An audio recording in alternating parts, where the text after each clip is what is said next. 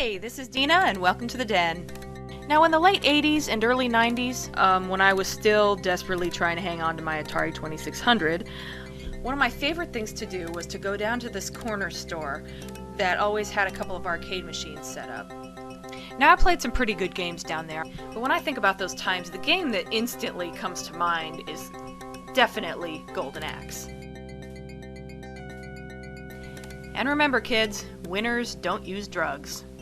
Except steroids. Those are okay.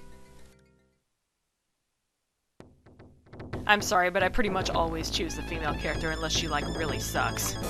It's just kind of a girl power thing, I guess. Boy, this game is just brutal right from the beginning. I mean, your friend comes limping in, all drenched in blood, using his sword as a crutch. And then he just drops dead right in front of you.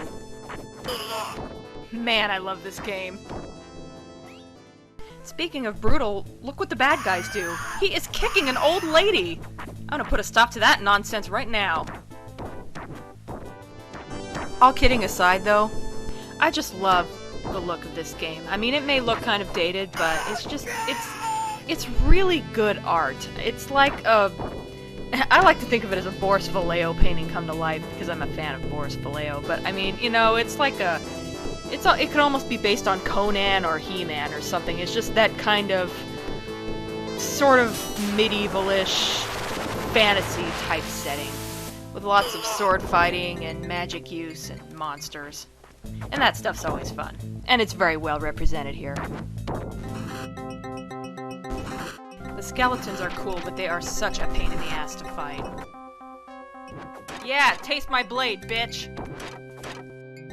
Ugh! Stay up there. This is a really cool looking level, but you don't get the full effect of it until the very end. Oh, look at that! You were riding on the back of a giant eagle that whole time and you didn't even know. Of course, I guess the giant feathers and all the clouds flying by should have tipped you off, but they didn't. What the hell were you smoking? He's got pretty blue eyes, too. Check it out, this is one of my favorite things about this game. BAM! Just knock someone off their dragon and take it from them. Yeah, dragons aren't very loyal, apparently. They'll just side with whoever the hell happens to be riding on them at the time. Yeah, just like a hooker! Shut up, Lee. Where was I? Oh, yeah. You can be really cheap with the dragons, too. That's why they're such a hot commodity.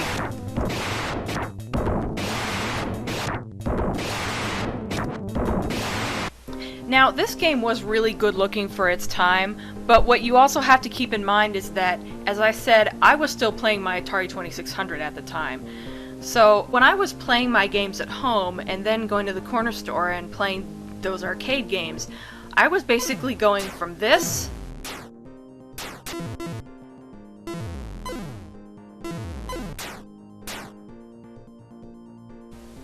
to this. Here it comes. Whoosh! Yeah, take that. Bam! Big difference in quality and presentation there, so you can see why I was so impressed. And I just got so hooked on this game. I mean, now that I'm older, I think back to how much money I wasted on just getting quarters to play this game, and it makes me cringe to think how much money I wasted on it. But sadly, the game did not stay there forever, and it was eventually switched out for another game. I think it was that side-scrolling Punisher game where you could play as the Punisher or Nick Fury, and that game's okay, but it's not Golden Axe. It was at this point that my Atari 2600 was finally on its last legs, and my parents allowed me to buy a new video game system. Of course, I found out that Golden Axe was available on Sega Genesis, but of course the Genesis was way too expensive at the time, so I ended up getting an NES for a while. And I did play some good games on that. I am glad I had my NES, but oh my god, I wanted a Genesis so much more. It took a very long time. I think it was around the time the NES finally phased out. I finally got my Genesis, and of course the first game I got was Golden Axe. Now, as a standalone thing, there is really nothing wrong with the Genesis version. I mean, it plays well, it looks really good for a Genesis game, and all the important aspects are there. I mean, this is Golden Axe, there is no mistaking that.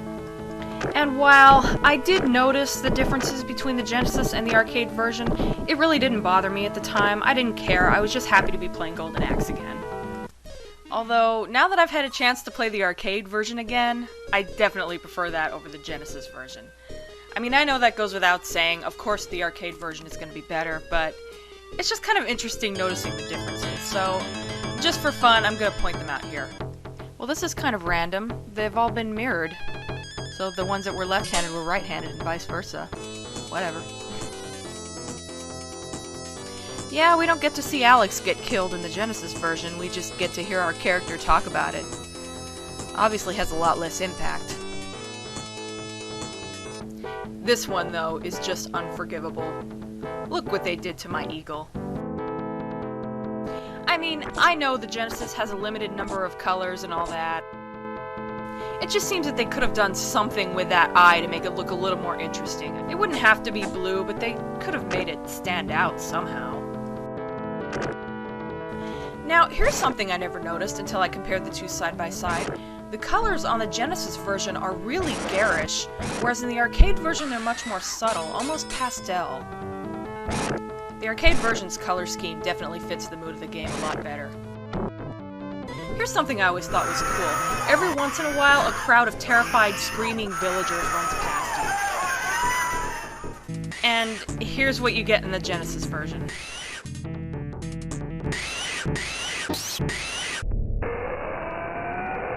Yeah, I'd say the arcade version handled that a bit better.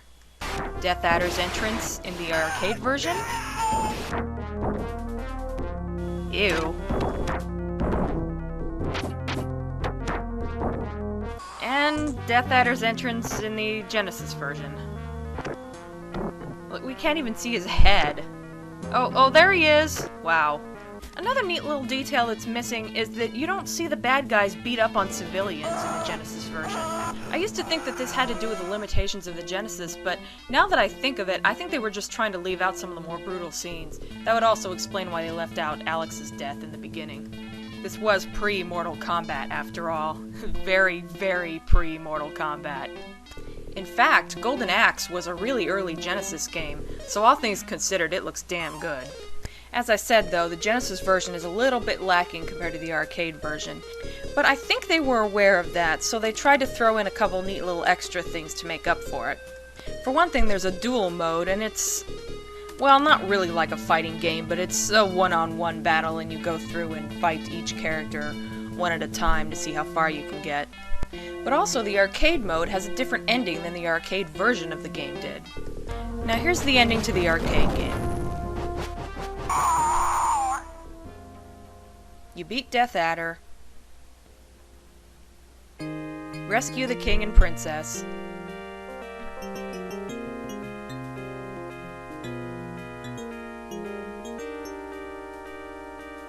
and then the message comes up saying, hey, you beat the game, good for you, the end. In the Genesis version, you beat Death Adder,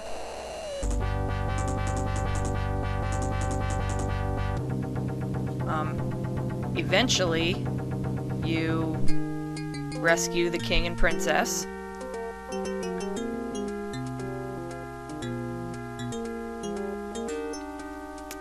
Boy, it sure takes a long time, doesn't it? And then they say, thank you, Tyrus, but Death Adder is in another castle. Basically what they did here is they added another level and another boss fight.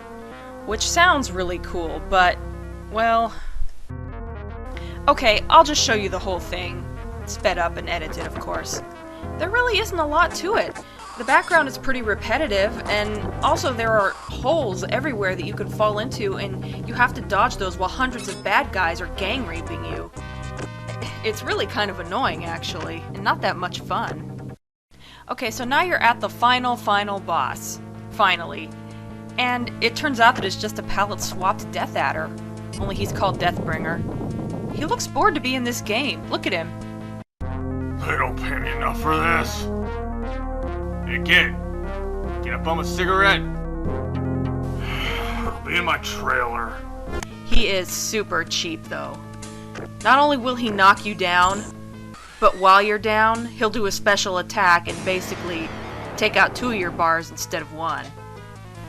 That's just not right. But at least he is susceptible to the kick move if you time it just right. Speaking of the kick move, you may have noticed that I do that a lot in both versions of the game. I know it's cheap, but it's just so easy I can't resist. Kick, kick, kick! I could kick all day. Don't you guys ever learn? That'll teach him to stay dead. Blue dragons, get the kick! You want some too, big boy? Giants, get the kick! Everything gets the kick! Okay, maybe some things shouldn't get the kick. But I digress. Okay, now, I set out to do some nice, positive commentary on Golden Axe, so you may be wondering why I've spent so much time bitching about the Genesis version. Well, like I said, I'm mostly just having fun here. But here's the kicker. Golden Axe has come out on more advanced systems since the Genesis, like Sega CD for example, but every single one of those is a port of the Genesis version. There is no excuse for that. These systems could totally handle the arcade version. I guess it was just easier to port the Genesis version, so that's why they did. But boy was I disappointed. The only way to play the arcade version was, well, to go to an arcade or play an emulator. Until now, the arcade version of Golden Axe is now finally available on Xbox Live Arcade. Personally, I don't have it, so I'm stuck with ROMs, but if you have it, totally download it. It's completely worth it. Here's something that's kind of interesting.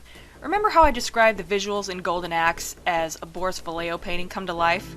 Apparently I wasn't the only one who thought that. Look at the box art. Now this isn't Boris, but the artist is obviously copying his style. Now look at this character that's supposed to be Tyrus Flare the Amazon, compared to a piece of a classic Boris Vallejo painting. And while I'm at it, look how inaccurate it is to the in-game version of her. Aside from the fact that it's a scantily clad chick with a sword, how is this even the same character? Now let's take a look at Axe Battler the Barbarian. Wow, long blonde hair? Where did that come from? He doesn't even have the right weapon. Okay, well I guess I can forgive that. I mean, the game is called Golden Axe. I guess they wanted the one in the foreground to be holding an axe, and they figured Axe Battler was more cool looking than the dwarf. I can at least see the logic with that decision. Speaking of the dwarf, it looks like he's the only one they actually got right. But he's pretty hard to screw up, really. He's pretty much a stereotypical dwarf with a Viking helmet. Now, I know it was a very common thing back then for box art to be inaccurate to the game, but these characters are very iconic to me, and I would really like to have seen them represented a little more accurately. Now, with that said, let's take a look at the box art for Golden Axe 2. Okay, now that is just awesome. I actually have this image blown up and hanging on my wall. They definitely got it right. And look, they went all out this time and actually had the man himself do this one. Tyrus looks good. He used some artistic license, obviously, but her hair is the right color, her outfit is the right color, and she's got the right kind of weapon. It's definitely her. Axe Battler. He's probably the most accurate. Coloring and details are right on, and he's pretty hot too. Not that it matters, but it's a nice touch. Again, the dwarf looks good. Like I said, he's pretty hard to screw up. He's wearing blue again, which is kind of weird, but he's still pretty close to the way he should look. In case you haven't figured it out by now, I haven't actually mentioned it, but it's been playing all the way through this episode. I love the music in this game. It's catchy, it sounds kind of like tribal music, and most of it's very dark and intense. It fits the mood of the game very well. I got a hold of the soundtrack recently, and I've just been listening to it non-stop lately. I just love it. Finally, I have got to show you the closing cinema. This has to be the craziest and most non-canonical ending in video game history, and it is hilarious. Oh no, the bad guys escaped from the arcade machine! What are we gonna do? Here come our heroes. Go get them, guys! Check out this Japanese background with all the English. I just love the idea of all these guys wreaking havoc in downtown Tokyo or whatever. Move over, Godzilla. It's so cheesy, I love it.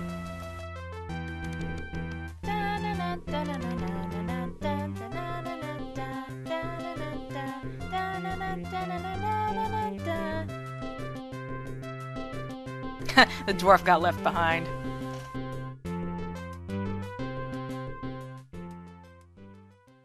Just for the hell of it, let's check out my score.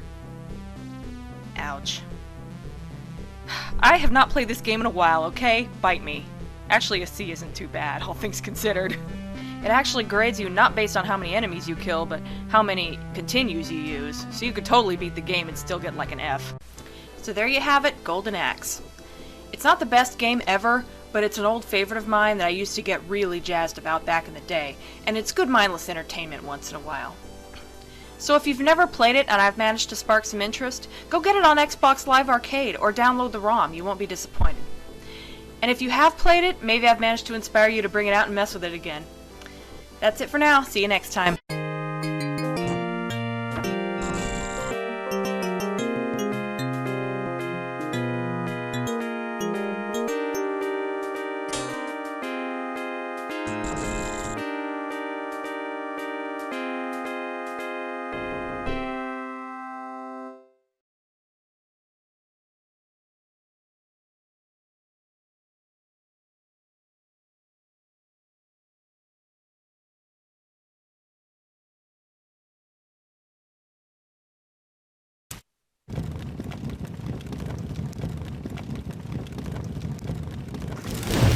Hey, Dina here, and welcome to the Den.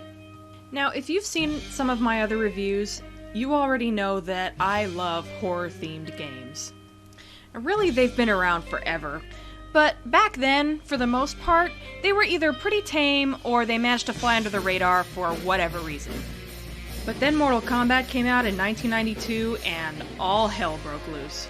It was such a huge success that it started a whole lot of controversy about video game violence.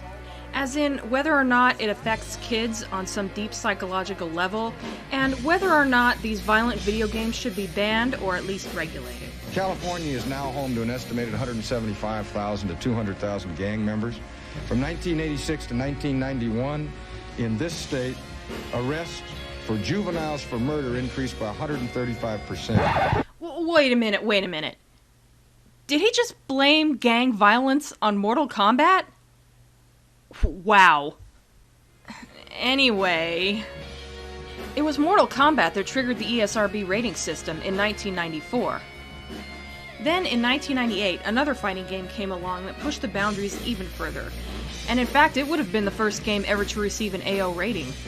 I say would have, because this game was so controversial that it was cancelled and never officially released. Of course I'm talking about Thrill Kill, and damn. I first heard about this game through video game magazines, and it was just all over the place. I was just so fascinated with the concept of this game. It just looked so gory and so messed up that I just wanted to play it so bad, and I just could not wait for it to come out. But, as I said, it got cancelled, and I was so unhappy. Now, little did I know at the time, the unfinished version of Thrill Kill was all over the internet by this time. But I didn't get my first computer until like a year later. Yeah, I know I was way behind the times. So it's not like I had any way of downloading it. But as it turned out, I had this friend who had a friend who had another friend who downloaded the game, and what it comes down to is we all got copies of it. So that made me very happy. So what I ended up with was the early beta version. It was basically a bare bones game. It was really just gameplay and title screen, and that was about it. Oh, it also had the practice mode. But it had all the important elements. The gameplay was completely intact, so that's the most important thing. The only problem is that it would take forever to load. Sometimes it would practically lock up, making you think that it was about to crash, but it actually rarely would do that. After a while, it would just continue. It would also crash occasionally, but not really that often. And there was no background music or FMVs. Anytime you would get to a point where there would be an FMV, you would see this video showing Virgin's logo. So you can imagine how disappointed I was to beat the game, and instead of seeing a character's ending FMV, I would see this. Frankly, this animation just hurts my eyes for some reason, so I hate looking at it. I feel like it's gonna give me a seizure or something. But don't get me wrong, while it isn't fair to really criticize an unfinished game, I will admit that these are flaws, and they are kind of minor annoyances. But honestly, they really didn't detract from my enjoyment of the game. I mean, I enjoyed it that much. I just think this game is so much fun. But, after I played it for a while and, beat it with, so many characters and on so many difficulty levels, I just kind of found myself wanting more. I wanted a more complete version. So, some people didn't even believe it, but there was rumors going around that there was a nearly finished version of Thrill Kill that was circulating around the internet. And by now, I did have internet access, but I wasn't very internet savvy. Plus, I only had like a 56K modem, so it's not like I could really do any downloading. So a friend of mine directed me to this, let's just say that they sold certain unlicensed video game, third-party peripherals, and games. Only now do I realize what a huge gamble I was taking by trying to order something from a site like that. But it worked out fine, and I ended up with my very own copy of the nearly finished version of Thrill Kill. Now, what's interesting about this version of the game is that it has more things that you can unlock, it has the FMVs, this really just about feels like a finished game. It also occasionally locks up and such, but it's not too bad. It depends on what you're playing it on. But what's really interesting about this version is that they did some mild censoring on it. By this point, I think they were figuring out that getting an AO rating might not have been such a good idea, so they were trying to aim for an M rating, and some of it's kind of silly. They left in all the gore and the violence, but the characters who were originally wearing thongs are now wearing briefs, and just minor little things like that. Basically, they removed all the borderline nudity and a lot of the sexual stuff. They also fiddled with the sounds a little bit. Belladonna's moan was replaced by a giggle, which wouldn't bother me except that it's the exact same giggle that Violet has. And using it on Belladonna as well kind of takes something away from Violet. It makes her a little less unique. The only change they made I can think of that doesn't involve sex or nudity is they changed the sound that Cletus makes when he takes a bite out of the severed leg. Basically, it goes from being a gross, munching, ripping sound to, well, this. Yummy. Not only is that kind of silly, but it doesn't even make sense. I mean, you can't say yummy while you're biting into something. Well, I guess you can, but it'd come out like... Yeah, whatever. Anyway, for the most part, they took out some of the sexual stuff, but left in all the extreme violence. I would guess that they probably just hadn't gotten around to taking those out yet.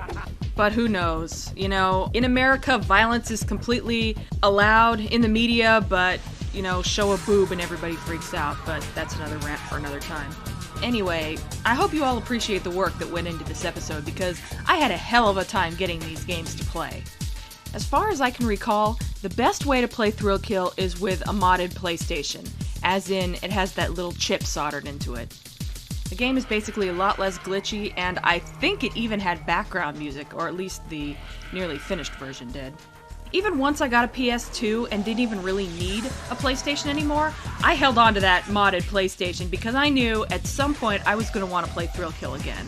Unfortunately, someone let it get broken while we were moving, so now I no longer have a modded PlayStation. A Game Shark would have been an okay backup plan, but I no longer have one of those either. Then a friend of mine managed to find me an emulator, but it would only play the beta version and not the nearly finished censored version, and I really wanted both for this episode. Eventually we managed to get both versions working on our little portable PS1 using Breaker Pro. And that works great. The only problem is that the door no longer closes, so all I need is something to keep the door closed while I'm playing, and I'm golden. Also, kind of as a bonus, Lee managed to redeem himself by finding a version of Thrill Kill that is nearly finished and uncensored. So this is like the perfect version of Thrill Kill I always wanted. Only took me 10 years to get it. So for the rest of the episode, this is the version of Thrill Kill I'll be showcasing. Now, playing Thrill Kill is definitely a unique experience. You play as some sort of freak no matter what character you choose, and the second the match starts, 3 other freaks come right at you. Every character has what looks at first to be a health bar. Actually, it's kind of the opposite of that. It's called a kill meter.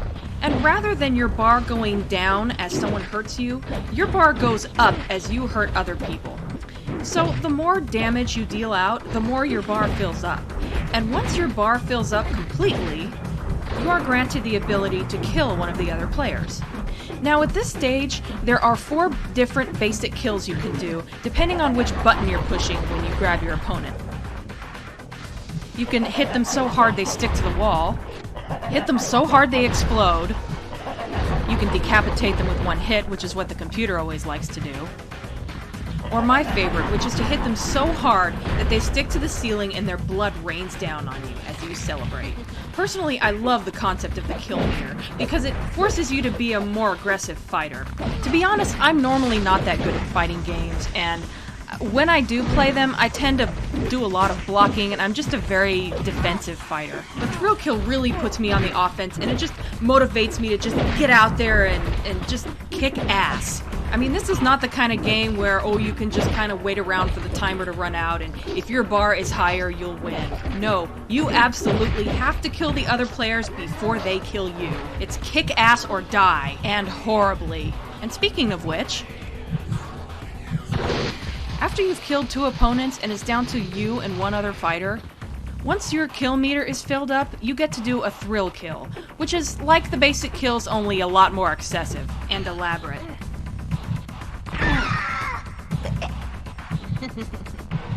And boy, is it ever satisfying.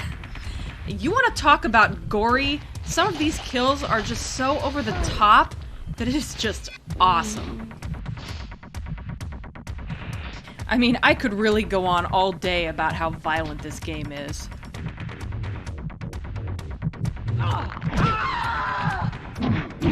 Who is it ever violent?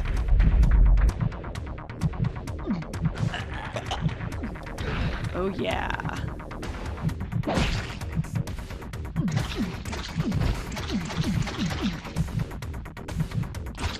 What was I saying? Oh, right. Aaron Kelta, one of the creators of the game, was quoted as saying that they really didn't hold anything back. They put in just about every sadistic little thing they could think of, as long as it didn't interfere with gameplay. By the way, the thrill kill that is the most sadistic, in my opinion, is this one coming up.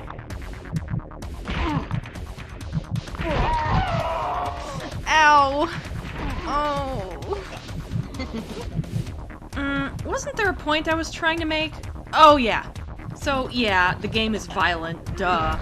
That's a no-brainer, and you pretty much know that going into it. What caught me by surprise was how much I ended up liking the characters. Basically, here's how the story goes. Every single one of these characters has died and gone to hell. A demon called Maruka thinks that it would be cool to have them fight each other in a tournament, and whoever wins gets to be reborn. Each of these characters is shown as kind of a twisted, exaggerated version of what they were in their lifetime. One of my favorite characters to use is Violet the Contortionist. She is just so off the wall, and her moves are just so crazy to watch that it just makes her fun to use. And the fact that I can be a little bit cheap with her doesn't hurt. But I think my favorite character to use, even more so than Violet, is Dr. Faustus. There's just something so unsettling about a deranged doctor, something about all that knowledge of human anatomy being put in the wrong hands. But aside from that, he's kind of a comical character. His moves consist of surprisingly graceful martial arts and some crazy dog-like behaviors, where he uses that bear trap on his face to actually bite people. It's just nuts. I think he is arguably the strangest character to ever come out of a fighting game. Now these two are the only characters that I really use consistently, but there are a lot of others that are just so cool to watch. Tormentor has some very brutal attacks and he screams a lot, which makes him kind of intimidating. He has this one kill involving chains, which, in my opinion, is a very obvious reference to Hellraiser. Belladonna's pretty cool. I've never had much luck using her myself, but she's interesting to watch. She's very, athletic with all these crazy martial arts moves she uses. In fact, she kind of reminds me of Catwoman, especially when she's wearing this outfit. Also, Belladonna's image is pretty popular, and she ended up being the poster girl for Thrill Kill. Oddball is a character that I actually kind of felt sorry for first time I saw him. It didn't seem fair that he's having to fight with his arms either missing or tied behind his back, depending on which version of him you're looking at. But he more than makes up for it. When the computer's using him, he is very aggressive and he is just all over the place. He also manages to utilize his head and other appendages.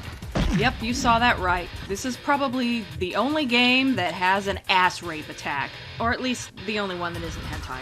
Cletus is a redneck cannibal, which basically means he has kind of a Hannibal Lecter meets Deliverance kind of vibe. He has some great martial arts moves for no logical reason at all. And he has some of the most brutal kills. Personally, I don't care too much about Imp, but he is kind of a comical character, and when the computer's using him, he is very, very aggressive. In fact, I freaking hate fighting against him. He also has some kills that are very weird and kind of funny. I can't say I'm too big on Mammoth either. As far as I'm concerned, big, powerful characters are pretty much a dime a dozen. I think the smaller and faster and more agile characters are more interesting. That's just me. But I guess every game has to have one to round things out. As for Kane, no, not that Kane, this Kane. He's an unlockable character who is sort of, a mid-boss. When he shows up, you know that after you beat him, you've only got 2 boss fights to go before the end. He's another character that I kind of like to use. I don't use him too often because it's a little too easy to be cheap with him. But damn, those fire attacks are so much fun. Plus, he's really sadistic and he has an awesome laugh. He has this one certain attack that just cracks me right up.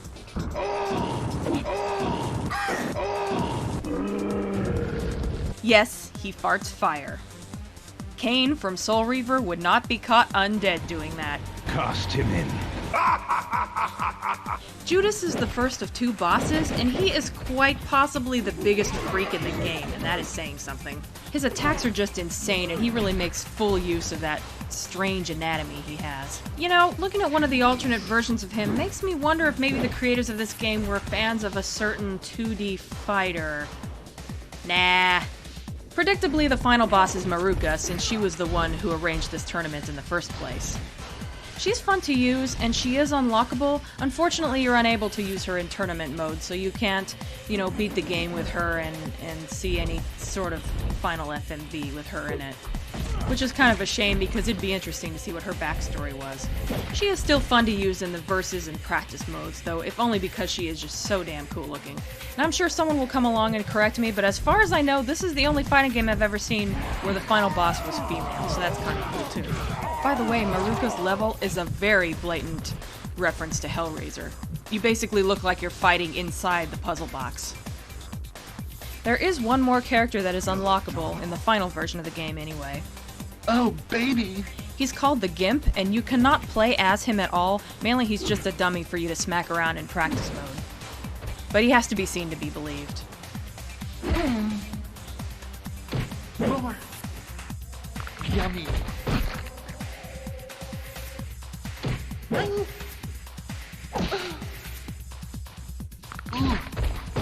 do it to me. More. Oh, baby. Not including the normal glitches that naturally come with an unfinished game, there are only a couple things about Thrill Kill that I would complain about.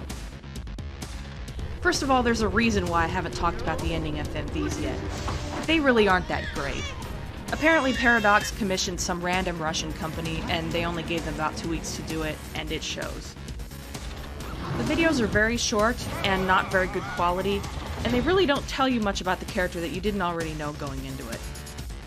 The other thing is that Maruka is insanely cheap and nearly impossible to beat in the almost finished version of the game.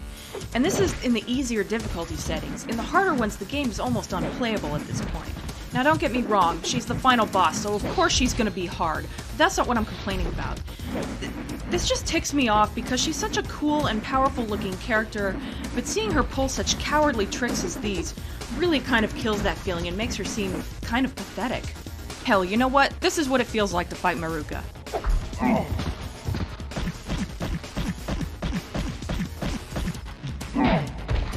There, I could have made my point without even showing her. Still, I can't help but think even now that it's a shame that this game never came out. And to think that there was a time when Thrill Kill was nearing completion and a lot of people were looking forward to it. It was all over the magazines. They even had a booth at E3 of that year. We were so close to getting our Thrill Kill. But then the company that would have been putting the game out, Virgin Interactive, was bought by another company. I won't mention their name, I'll just say that they represent everything that's asinine about the video game industry. Their take on Thrill Kill was this: we don't feel that the game's content is appropriate regardless of who publishes it. When you look at Mortal Kombat, you look at a fighting game, as opposed to a sadistic killing game. Thrill Kill is a killing game. The product did not meet our standards for appropriate content. So not only would they not put the game out themselves, but they refused to sell it to any companies who wanted it. This is what gets me. It's not so much that they canceled the game, that happens all the time. It's that they decided to act like the morality police and tried to completely snuff out the game's existence as if they could protect the world from it. And if that isn't bad enough, they also didn't pay Paradox their final milestone payments, and Paradox had to learn about the game's cancellation through a news posting on IGN.com. Real professional. By the way, as this video is being made, the company in question is trying to buy Take-Two Interactive Software.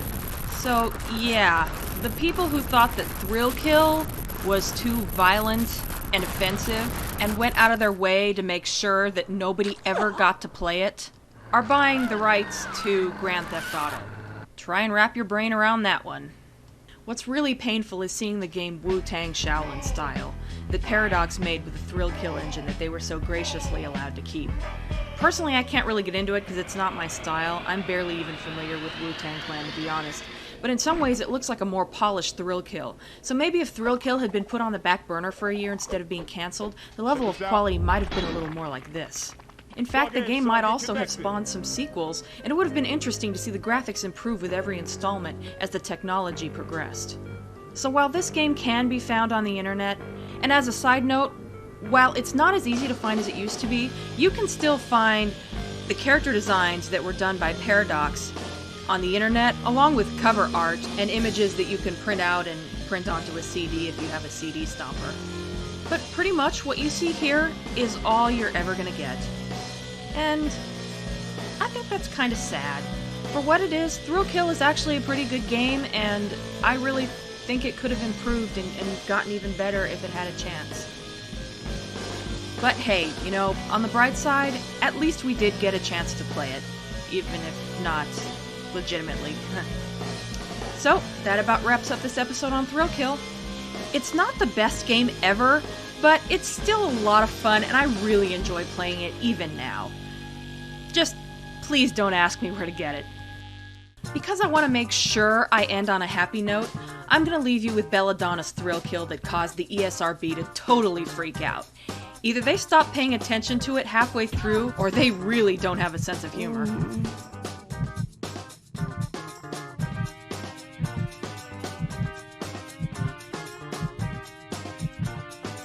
See you next time.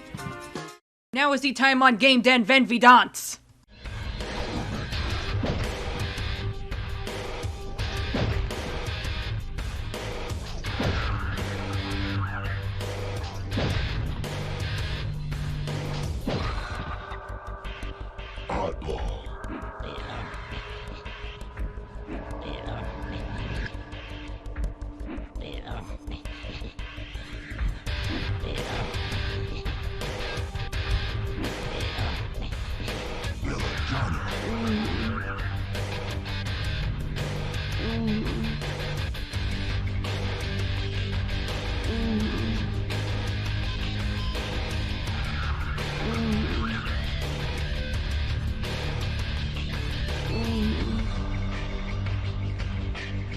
Dr. Faustus.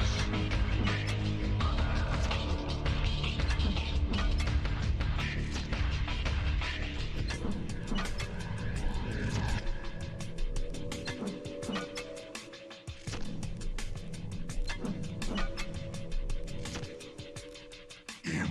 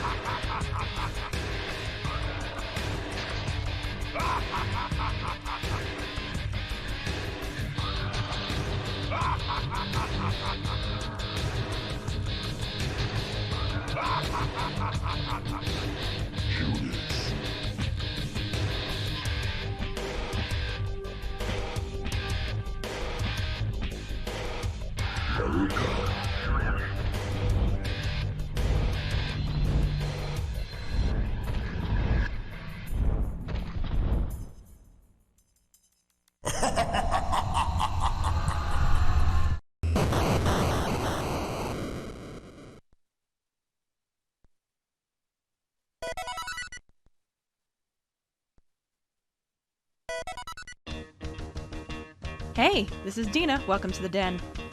Now, I think just about all gamers have their preferred genres. For me, it's generally Japanese RPGs, survival horror, adventure-type games, preferably horror-themed, but they don't have to be, various platformers, and I even went through a fighting game phase once upon a time. These days, I wouldn't be caught dead playing a space shooter because, well, mostly because I suck at them, and I just don't have the patience to try to get good at games that have a higher difficulty than I can handle. But it wasn't always like that. There was a time when I would give just about any game a shot as long as it looked fun, or I'd heard good things about it, or I just liked the box art. And I was a lot more patient with games back then. I had a lot more free time on my hands when I was a kid. I was not above spending all weekend trying to beat one if it was in a genre that I wasn't good at. And this is why I can call Abadox one of my favorite NES games. Funny thing about Abadox is that I really don't remember how I discovered it. I had no gaming magazines back then. I only had TV commercials, word of mouth, and the pictures on the box to go by when choosing a game. It could be that my mom got it for me figuring I'd like it, or maybe it was advertised on TV and I asked for it. It's kind of funny that it's one of my favorite NES games and I don't even remember how I discovered it, but there you go. Okay, before I go any further, I gotta be honest about something.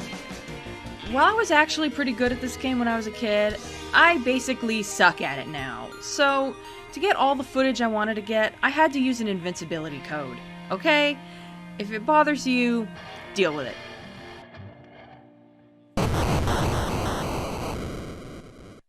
Here's the story in a nutshell. Your home planet, Abadox, has been swallowed by a massive planet-eating monster called Parasitus. Yeah, kinda like Unicron, but not robotic. Since you're probably the only survivor, your job, lucky you, is to go inside Parasitus and save the princess. Okay, it's lame, but this isn't the kind of game you play for the story anyway. You start off on the outside of Parasitus as you make your way to the mouth. This is easily the least interesting level of the game. The enemies are clearly meant to seem horrific, but really they're just kind of silly because they don't make any kind of sense. Flying eyeballs, flying skulls, flying sets of chomping teeth. And what's with the purple pterodactyls? They just look kind of out of place among all that other stuff. But it's the boss of this area that really sets the stage for the rest of the game. Whoa, what the fuck? Now this skinless horror puts all those dogs in survival horror games to shame.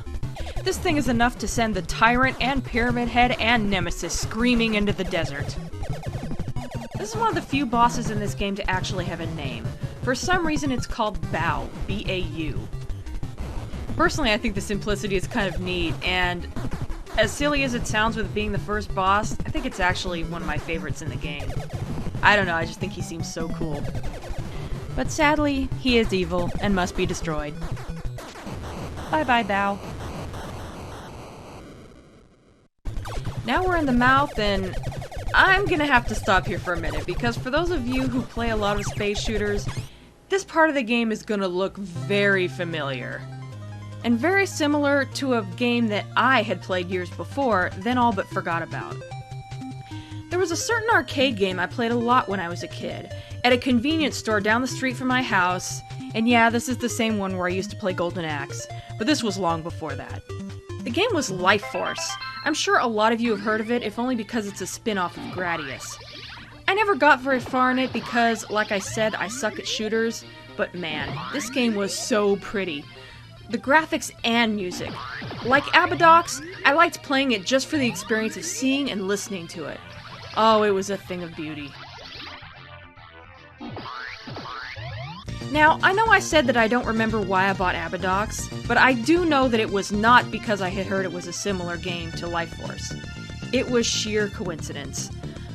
I just got up to a certain point in Abadox and went, wait a minute. I had friends who used to make fun of Abadox and call it Life Force 2. But really, it's only the first level, along with the occasional enemy throughout that these games have in common. Where Abadox has a storyline involving being inside a giant creature, Life Force was mainly just a series of cool-looking but random locations. Now, some versions of Life Force are a bit more like Abadox, with having that whole, internal theme. But that was a later version, and you know what? If I was going to talk about Life Force / Salamander and all its variations, it would take a whole episode. Anyway, this boss is called Deathface. Okay, I know I said Bao was the only one with a name, but the rest of the names are more like descriptions like this one. Anyway, while it behaves like and is reminiscent of the first boss in Life Force, it looks a bit more like a bug-eyed Freddy Krueger, doesn't it? Wanna suck face?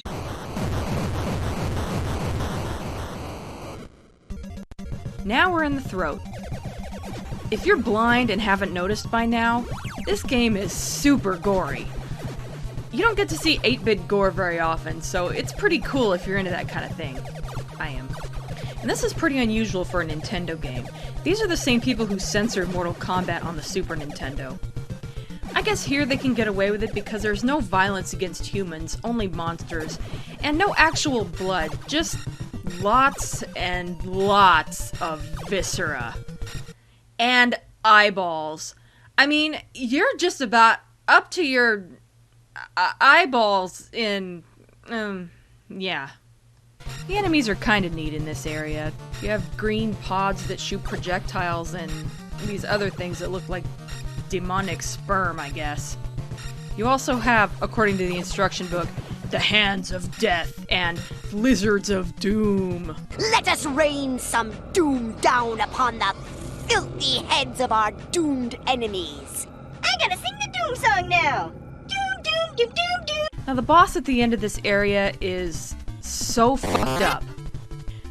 In the middle bottom we have this weird pod thing with a mouth that opens up and there's, what else, but a big eyeball inside. Okay, that's pretty nasty, but that's not the worst of it. Oh no. Now, let's look at these blue fleshy things that shoot projectiles. Okay, that's pretty gross, but no big deal. Wait a minute. What's going on with this one in the lower left corner? That's a head! I don't know what's going on there, but whatever it is so wrong. Let's put this thing out of its misery. Now we're in some kind of nerve center, and if you can forget where you really are for a minute, it's quite pretty.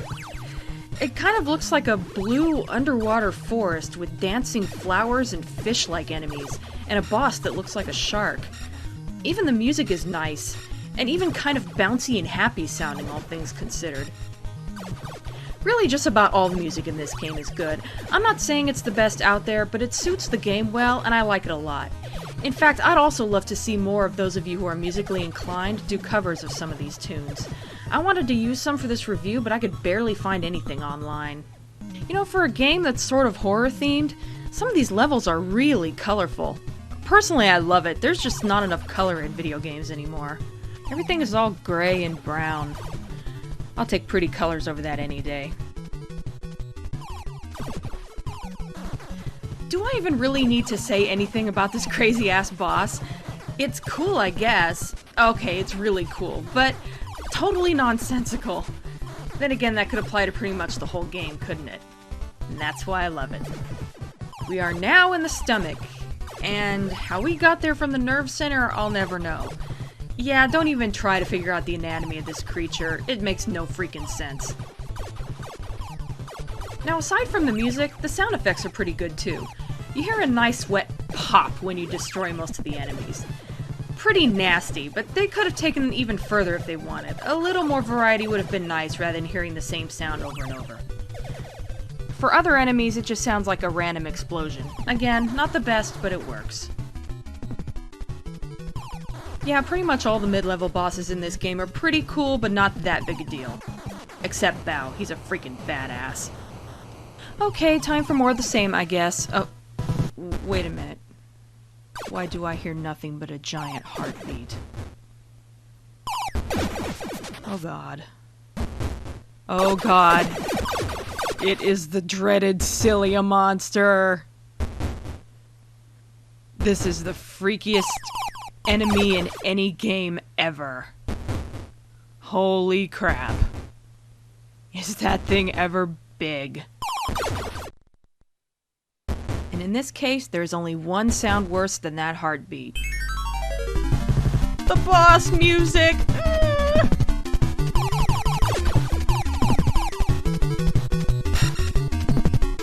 You know, for some reason I can accept just about everything about this monster, but the eye lasers just cross the line into absurdity somehow.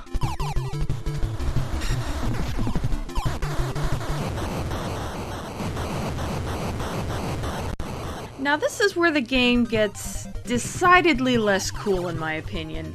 The instruction manual refers to this level as the intestinal channel, but it makes a somewhat jarring transition from all the organs and viscera to what looks kind of like a space station. What the hell game am I playing now? I mean, it makes sense that if this creature swallowed a lot of mechanical stuff, that you'd be seeing a lot of it at some point. And don't get me wrong, it's still nice graphics and it looks cool, but they kind of take it too far and basically took out what made this game unique to begin with. And the bosses you fight in this level are all robots. The second one doesn't even look all that interesting and doesn't move much. That's about it. By the way, this one boss fight that consists of 3 robots, this is as far as I ever got when I was a kid. I can't believe I ever got that far without any cheat codes. I got this far just out of pure tenacity. Good times. Zoom down the tube of death. I gotta sing the Doom song now! Aside from the change in scenery, the game has another fault. I know you can't tell because of the invincibility code, but it is very, very hard. One hit kills you. There are little projectiles everywhere. You can't touch the walls, and there are some corridors that are very, very tight. You do get power-ups, but as soon as you die, you lose them, and you start right back at the beginning of the level. Now, I'm not saying that difficulty is a bad thing. It's just that this level of difficulty just isn't what I like in a game anymore. Just be warned that this game is brutal.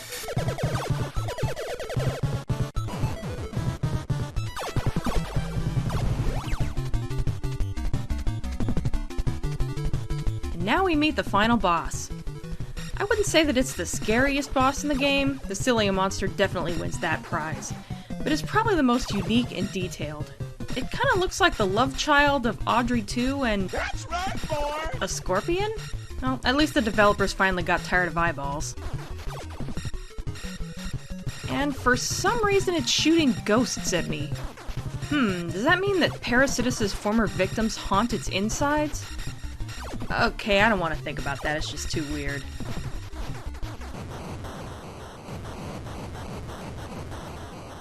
Once you destroy the boss, you get to rescue Princess Maria. I hate bowling. Yeah, not that Maria, thank God. Who is now, for some reason, really small and inside a sphere. Whatever. You probably thought that beating the final boss meant the end of the game, right? Wrong! You get to go ridiculously fast and try to dodge all these structures.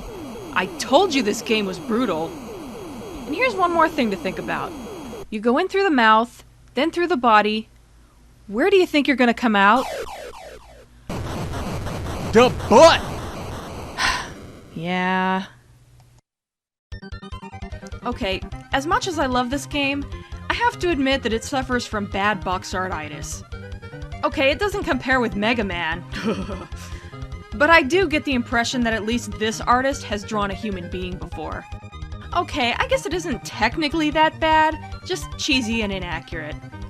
I can't believe this is supposed to be Deathface. He looks like a big slug with teeth. Is that a flying saucer? And what's up with the main character? Shouldn't he be in some kind of mecha suit? I don't think that a couple yards of colorful spandex and a helmet are going to give you much protection. Not to mention that he just looks like something out of a low-budget sci-fi movie from the 70s. Well, at least they got the title right. No, seriously, it looks awesome. Better than the title screen in the game, even. Oh, and look who put out this game in America. Yeah, the company that put out Connect 4 and Hungry Hungry Hippos also put out one of the goriest NES games ever made. I freaking love it. Despite some of my complaints about Abadox, I think that some of the visuals are so cool. It'd be interesting to see how well they would translate to, say, a modern 3D shooter. Yeah, I would love to see an attempt at a remake of this game. So I kinda tried to make one. Well, not really. I'm not a programmer, and I don't even know any 3D programmers, so about all I could do was play around with character and monster designs, along with the 3D modeling and animation. I don't expect it to ever be finished since I haven't touched it in years, not to mention I'm just too busy these days, but at least it was a good excuse to pad my portfolio and learn some new things about using 3D Studio Max. I did a lot of these little test renders just to kind of get a feel for what some of the creatures in the game would look like. Here's a test render I did of a simple nerve center type area.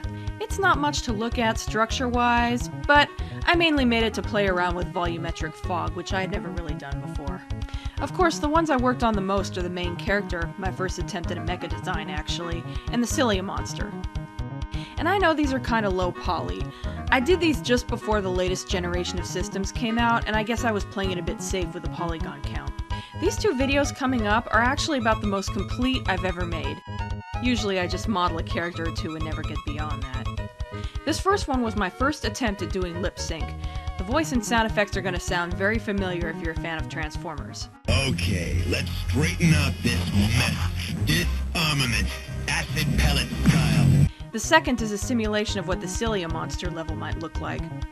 It's shorter than the original, and it's very unfinished, but hopefully you can see where I was going with it.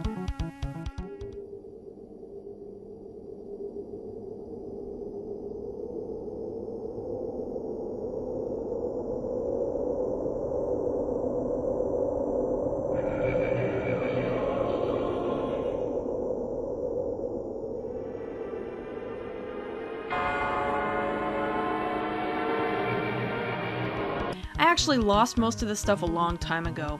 All that's left is the concept art and renders. That's fine though, most of this stuff would have to be redone if I was ever to get serious about it anyway. As for what the game would be like, I think giving the main character a flashlight, a la Silent Hill, would be interesting. And it would make sense, since the inside of a monster wouldn't exactly be brightly lit. And since I'm not big on first-person shooters, I'd go with a more survival horror look.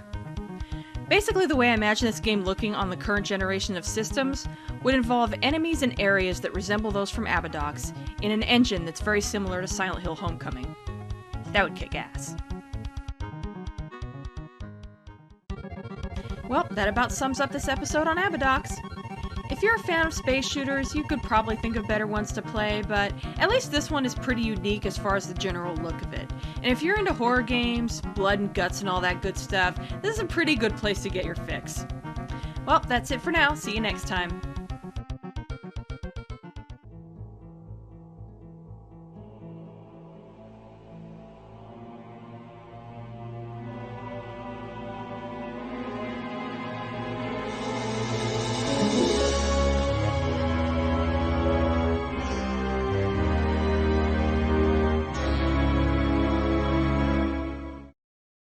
Hey, this is Dina. Welcome to the Den. I'm doing something a little different this time in that I'm covering a game that, while old, is actually new to me. With the exception of the newer Silent Hill games, I wouldn't normally do that, but After a few people recommended it, I played a PC point-and-click adventure game from the 90s called I Have No Mouth and I Must Scream, and I found myself really getting into it. Which of you 5 would like to play my little game?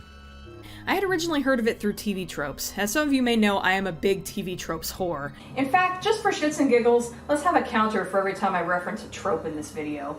Anyway, one entry in particular that really got my attention is called And I Must Scream. Obviously named after the story that this game is based on. The idea is, well, fairly obvious. You would be screaming because you're in pain or anguish, but you can't because you have no mouth. As a trope, it's not always that specific. Another example is being buried alive. Sure, you have a mouth and you can technically scream, but no one would hear it, dooming you to a long and lonely death. And that's assuming that you're not immortal. It's a very long page, and I was up until the wee hours horrifying myself with it, then hardly able to sleep that night. It's good stuff, though. If you have the stomach for it, I do recommend reading it. The literature section is especially creative with all the horrific things that can happen to characters, especially in sci-fi where just about anything goes. Some sci-fi writers are real sickos. That said, needing to scream but lacking the mouth with which to do so actually has fuck all to do with the bulk of this game and the story it was based on. Let me back up. I Have No Mouth and I Must Scream was a short story written by Harlan Ellison back in 1967. Now, I'm not much of a reader and I don't know much about him, but he seems pretty awesome. As long as you can blame everything on some unseen deity, you don't ever have to be responsible for your own behavior. And I think that is the ultimate mark of humanity. If a little intimidating, from what I've heard. He wrote a few episodes of The Outer Limits, along with a Star Trek episode called The City on the Edge of Forever. Wait, which one was that again? I'm in love with Edith Keeler.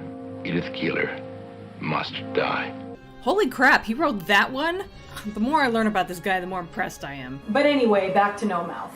It takes place in a post-apocalyptic future. Am is a supercomputer that became self-aware and went insane, destroying nearly all of humanity.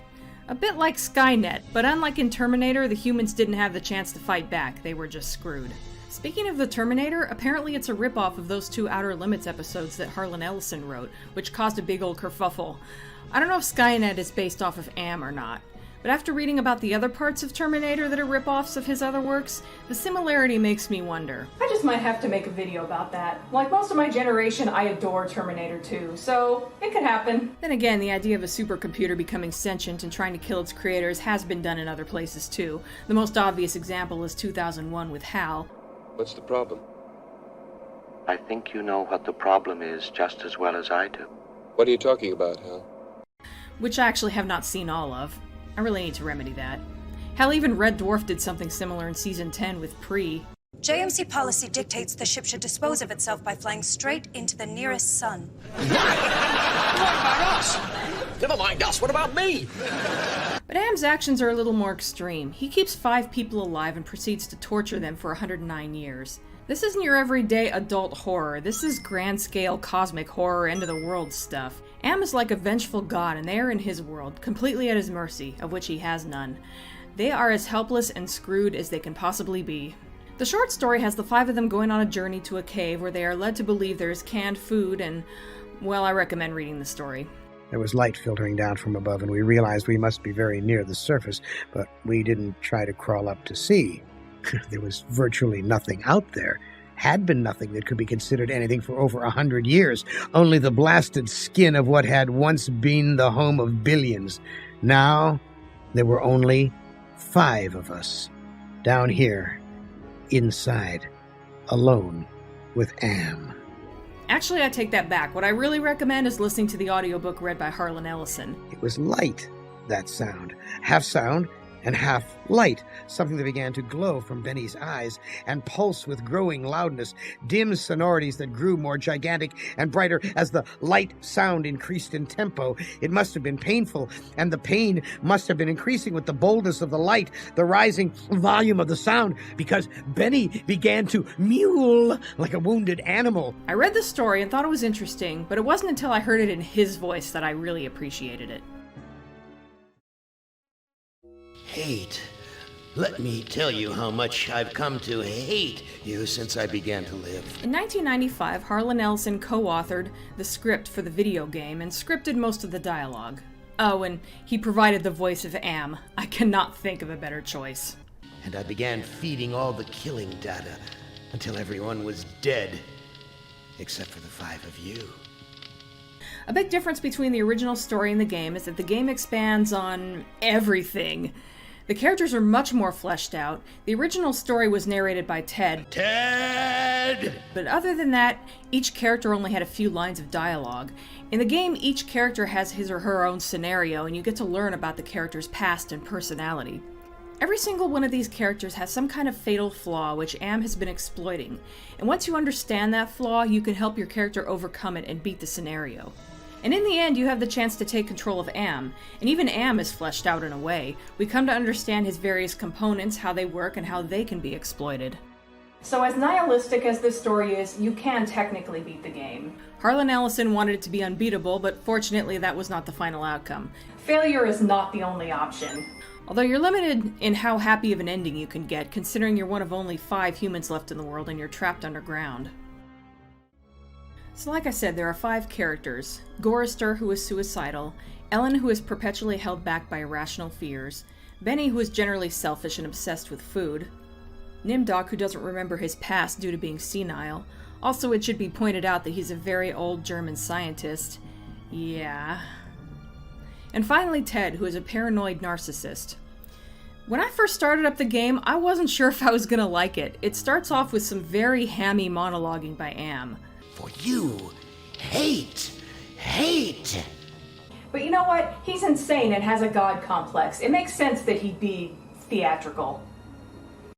How are things in the pastry core, Nimdok? Tell me again how you saw the smoke from the furnaces, and you thought they might be roasting chickens. It also didn't help that I started with Ellen, who...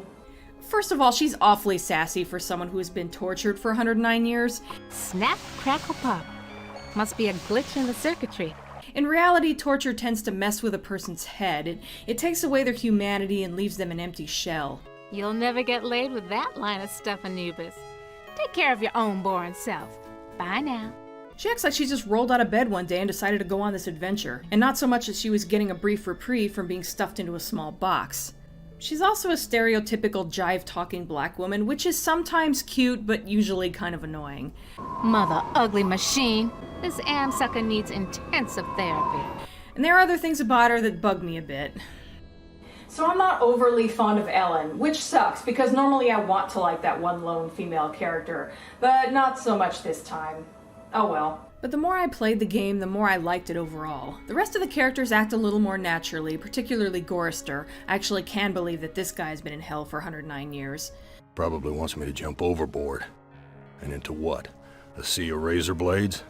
Painful, but not deadly. I will go into the characters more in part 2. I just wanted to point out that the first ones I was exposed to didn't make the best first impression on me, which is about the only bad thing I have to say about this game, so I wanted to get that out of the way. On the upside, it's very psychological kind of horror, not unlike Silent Hill, despite the fact that it came out 4 years earlier. It approaches it a bit differently, but it's still character-driven, and it's all about peeling back the layers and discovering what makes these characters tick. And while the general plot of the game is very sci-fi and cosmic horror-ish, there's actually a lot of adult horror when you get into the characters' pasts and personalities. I can't really tell you if this is a good game as far as point-and-click adventure games go, because I haven't really played very many. I mostly played this game for the story. I wasn't that great at finding objects that needed to be found, and I ended up using GameFAQs a lot. The downside to using an FAQ is that you can tear through this game really quickly, and if you actually paid for it, it might feel like a waste of money. But since it's only $6 on either Steam or GOG.com, I still think it's worth playing even if you have to go that route. I really want to analyze this game, so in part 2 I'm going to go all out and spoil the hell out of it. So if you haven't played this game yet and you have any interest in it, you can go and play it before watching part 2. In other words... Still time! Yeah, I usually reserve that for Silent Hill games, but what the hell, close enough. See you in part 2. So, Am has 5 victims. Each one has a fatal flaw of some kind, and the way in which he tortures each victim is symbolic of it. Gorister! Do you remember the last words you heard your wife speak before they took her to the asylum? She looked at you so sadly, and like a small animal, she said, "I didn't make too much noise, did I, honey?" Gorister is kept in an electrified cell. He was once compassionate, forward-thinking, and of a moral character. But even before Am had gotten to him, he'd become an empty shell of a man. Gorster's adventure involves being on a Zeppelin, which is powered by the brainwaves of some poor tortured animals. Also, his heart has been removed. This hole in my chest aches like a son of a bitch. And seems to act as a compass of some kind, and Gorster has to get it back. Once he does, he realizes it no longer beats. This no-good heart of mine doesn't beat anymore. The Zeppelin takes him to a bar where he comes across people from his past and a talking jackal with attitude. Why can't you give me a straight answer? Like so many others down here, I'm cursed to speak in riddles. We all have our curses to bear. Eh, Gorster? In reality, as Am reveals in the opening, Gorster's wife Glynis went insane and was locked up. Gorster blamed himself. Apparently their relationship was rocky and he had hit her on at least one occasion. Naturally, Gorster did not get along with his in-laws. He took my baby away, then just about killed her, that stupid truck driver! That shrill voice can only belong to that bitch Edna, my mother-in-law. In the scenario, the jackal will offer Gorster information in return for his heart, but he saves it for later. I think I'll save this delicacy for later. You want to get across the mountains? Go to the restroom and flush 3 times. After going through a secret passageway, Gorster finds his wife and mother-in-law, Edna, hanging from hooks in a meat locker. When he talks to Edna, a scuffle breaks out and he ends up tying her up. Untie me, you son of a bitch! I'll rip your spleen out! I'm taking you with me, Edna. That is such a hilarious visual. I'm sticking you in my pocket, Edna. Gorster can carry a whole person in his normal-looking vest. Take that, Travis. He finds out that it was his in-laws in the scenario who had cut out his heart, and Edna knew how to fly the Zeppelin. After reading her journal, he also finds out that it was Edna who had driven Glynis insane and not Gorster. Maybe it wasn't my fault after all. I should point out that when a character does or discovers something that causes their karma to raise, their avatar will smile for a second. Gorster smiling at the revelation that Edna caused Glynis to go insane is inadvertently hilarious. It's like, well, my wife is in a padded room, but hey, it's not my fault, break out the champagne! So now Gorster can finally find peace with his wife just before she dies in a scene that is actually really touching. The only thing left to do is to retrieve Gorster's heart by making another trade with the jackal. If Gorster gives the jackal a different heart, he'll return Gorster's. Ah, this is Edna's heart. A bitter organ, but worth its weight in gold to me. I give you your heart back. As far as I know, the choices are to kill the father-in-law, or you can cheat and cut one out of the side of beef in the meat locker. One heart looks like another. The former is more satisfying. This heart is mine. But the latter gets you better karma. The final thing to do is find something to power the ship since the animals had been disconnected from it, so Gorster hooks Edna up to the ship. Yes, you have to do this, and somehow it doesn't hurt his karma. Edna, it's good to finally see you doing something useful with those negative currents running through your brain. The Zeppelin takes off, and now Gorster can finally use the flare gun he got in the beginning to blow up the bar. If you tried to use it earlier, Am will end the scenario and stick Gorster back in his cell, so... Did you really think I'd let you die now when I've intervened every time you attempted suicide in the last 109 years? Gorster cannot self-terminate. After, he is struck by lightning, which jumpstarts his heartbeat again.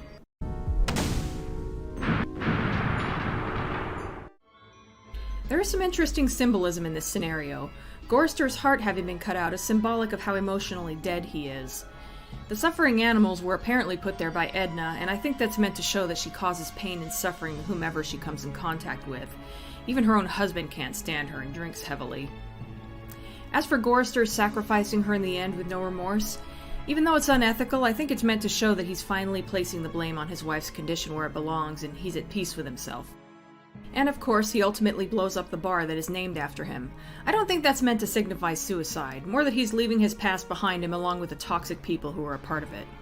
As for the electrified cage, I think it's meant to be symbolic of the cell Gorster's wife was likely put in, and the electricity could be referring to electroshock therapy.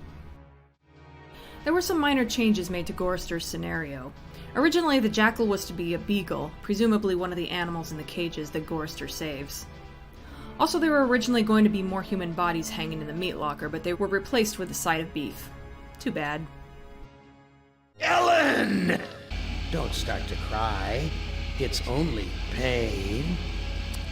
That's such a sexist stereotype. I've already talked about how I'm not overly fond of Ellen's personality, so let's try to move on from that. She is kept in a small box where a sliding door perpetually threatens to close on her. She also has a crippling fear of the color yellow. Huh, she must have seen that Mascot episode of The Haunting Hour. I know it fucked me up pretty good. I personally did not pick up on a lot of symbolism in her scenario. It's basically an Egyptian tomb that is filled with highly advanced machinery. The machinery is due to the fact that she's an engineer, and Am is supposedly giving her a chance to destroy him. As for the Egyptian motif, I'm going to assume that since tombs consist of smallish underground spaces, it's meant to invoke her claustrophobia. That and there's a lot of gold, and gold tends to look yellow. I actually really dig the Egyptian stuff. It's not totally accurate, of course. Look how big this canopic jar is. Plus Anubis is wearing gloves for some reason. But I like the general look of it. It's not like there are any diamond necklaces that conveniently look like claws when you take them apart, and there are no pharaohs with pink spiky hair or anything that ridiculous. At least it looks fairly accurate at first glance, is what I'm getting at. I'm going to jump ahead and talk about Ellen's past. She is led to a sarcophagus where she really doesn't want to go, but realizes that it's the only way. You ain't got no choice, Ellen girl. It's got to be the way. Inside of it is an elevator where you can access a computer that talks about her past right up until before the big event that really screwed her up. Mostly it's about how she was a child prodigy, then eventually got her master's degree in computer science, then she got married, became pregnant, had a miscarriage, and her marriage fell apart. Then when she was just starting to get her life back together, the elevator stopped at the 7th floor for a maintenance man. To your horror, he inserted his key into the control panel and locked the elevator. I'm back, Ellen. Oh, sweet Jesus! It's him! Yeah, so she was attacked in an elevator by a man disguised in a yellow maintenance man's uniform. And suddenly some of the earlier monologuing by Am and Ellen makes more sense. Remember the pain? Remember the many caverns in which you felt the pain? I remember it was... Oh God, it hurts. It hurts. Yikes. Okay, so I have a couple of problems with this. Now I know that this came out in 1995 and I should try to judge it on those merits, but I'm getting a little tired of the rape as backstory and rape as drama tropes being used for the token female character. And then there's the previous miscarriage. It's like they gave the woman specifically woman traumas. And I'm not saying that rape doesn't happen to men, let's not turn it into that debate. It's just that in the media, rape tends to be a thing that happens to women, and it's bordering on cliche at this point. But again, in 1995, maybe this wasn't such an overused trope, and it was probably considered very adult for its time. And it is horrific, and it's definitely something that could seriously traumatize a person. Another thing though, and I'm not an expert in psychology, but I don't see how she would fixate on the color yellow specifically. Now, seeing someone wearing yellow clothing, I could see that. Even maintenance uniforms that are another color. But the color specifically, like walking into a yellow room or seeing a scrap of yellow fabric on the floor would freak her out, that just doesn't quite make sense to me. Just my opinion. I keep thinking about that scene in All-Star Batman and Robin where he taunts Green Lantern. Also, from a gameplay standpoint, it's pretty obvious what you're supposed to do, considering your choices are run away, fight back, or give up. Why would you choose anything other than fight back? I guess she could have lost the fight, but considering she's trapped in an elevator, she definitely can't run away, and giving up is like saying, sure, I want to lose the game. So yeah, this scenario is the weakest in my opinion. Oh, and that box Am keeps Ellen in? It's pretty much a yellow elevator. That's pretty fucked up. Also, going back to Gorister's scenario for a second, I like that they changed the talking beagle to a talking jackal. It kind of ties into the talking Anubis statue in Ellen's scenario. Benny!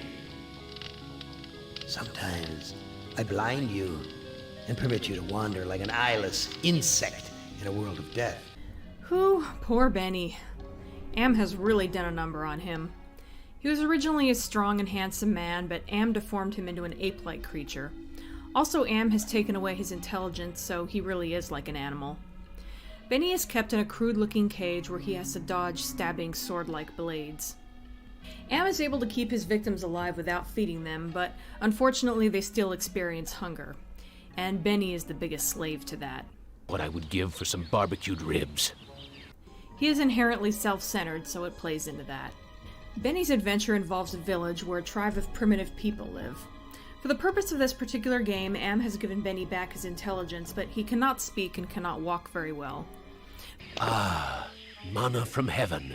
Funny thing about Benny, he has this ape-like appearance and doesn't wear a lot of clothing, yet he's soft-spoken and intelligent-sounding.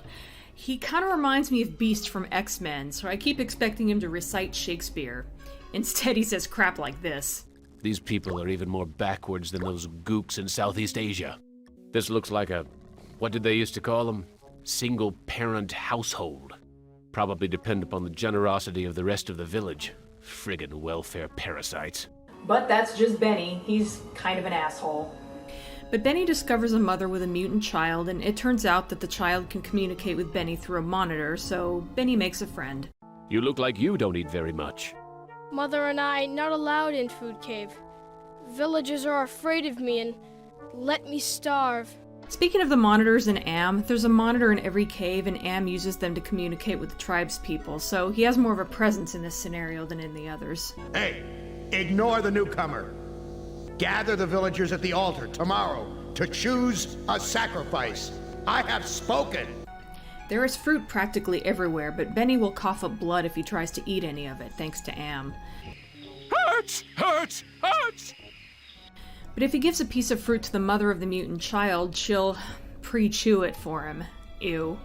On the upside, Benny shuts up about being hungry for a few minutes, and he's now considered part of this family and given a place to sleep. It's not long before you find out that this tribe holds a lottery on a regular basis. The quote-unquote winner is strapped to this big cross and vaporized by Am as a sacrifice. And in return for the tribe doing this, Am continues to let them exist. Unfortunately, you find this out the hard way as the mother of the mutant child is sacrificed. I am the great and powerful. You didn't bring me Toto, but I accept the chosen one. You shall not feel my wrath today. Am I swell or what?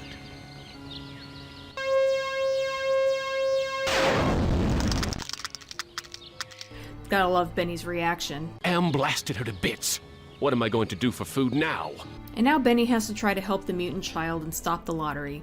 He ends up stealing the lottery bag, but that only makes things worse in a way because the tribe will most certainly choose the mutant child next.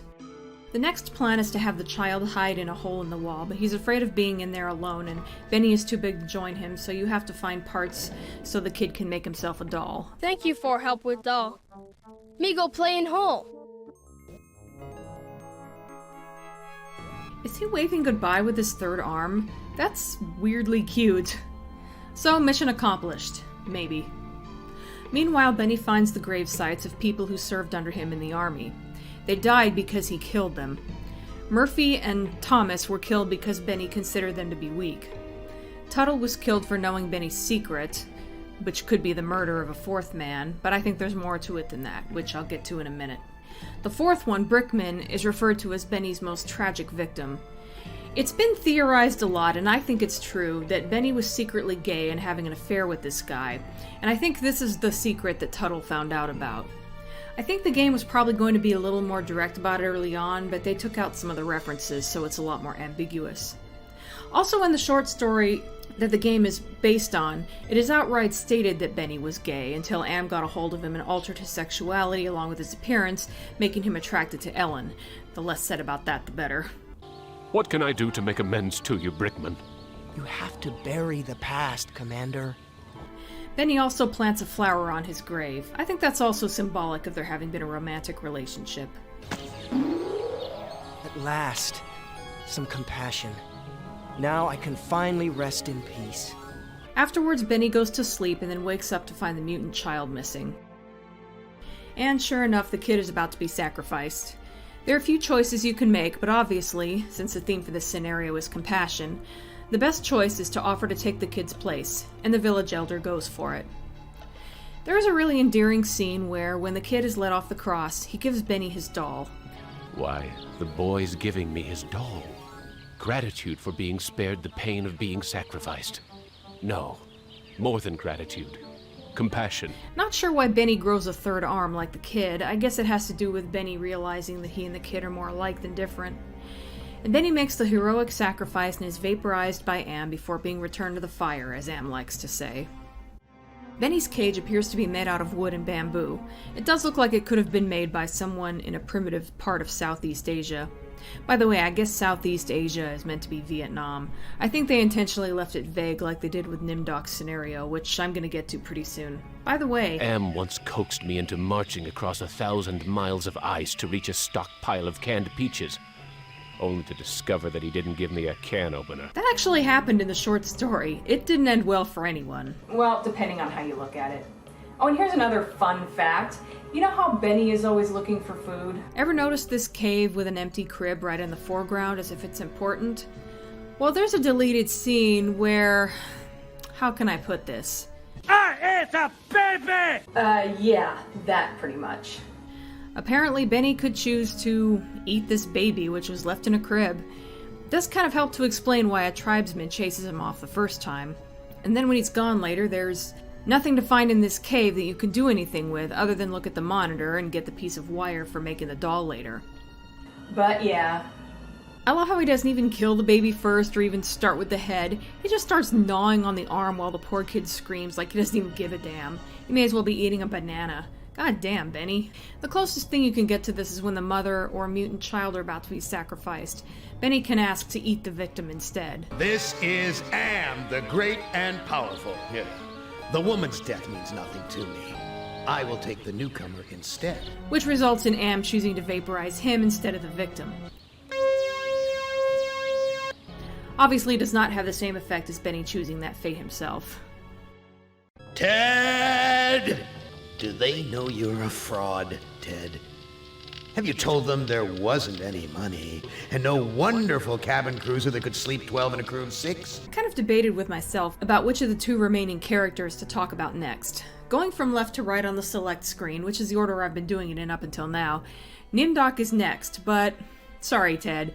Nimdok is just a more interesting character, so he's being saved for last. You bitch! Ted is kept in what looks like an elaborate bird cage and is apparently bombarded with lasers from every angle that appear to be reflected off of mirrors. Ted was actually the narrator of the original short story, and likely an unreliable one at that. He is extremely paranoid, and I get a kick out of his in-game animation. Watch him just look around constantly. He can't even walk across a room without looking left and right about 10 times during the trip. Poor guy. So typical of the castles I've visited in Europe. A beautiful facade disguising ordinary stone. Appearance is everything.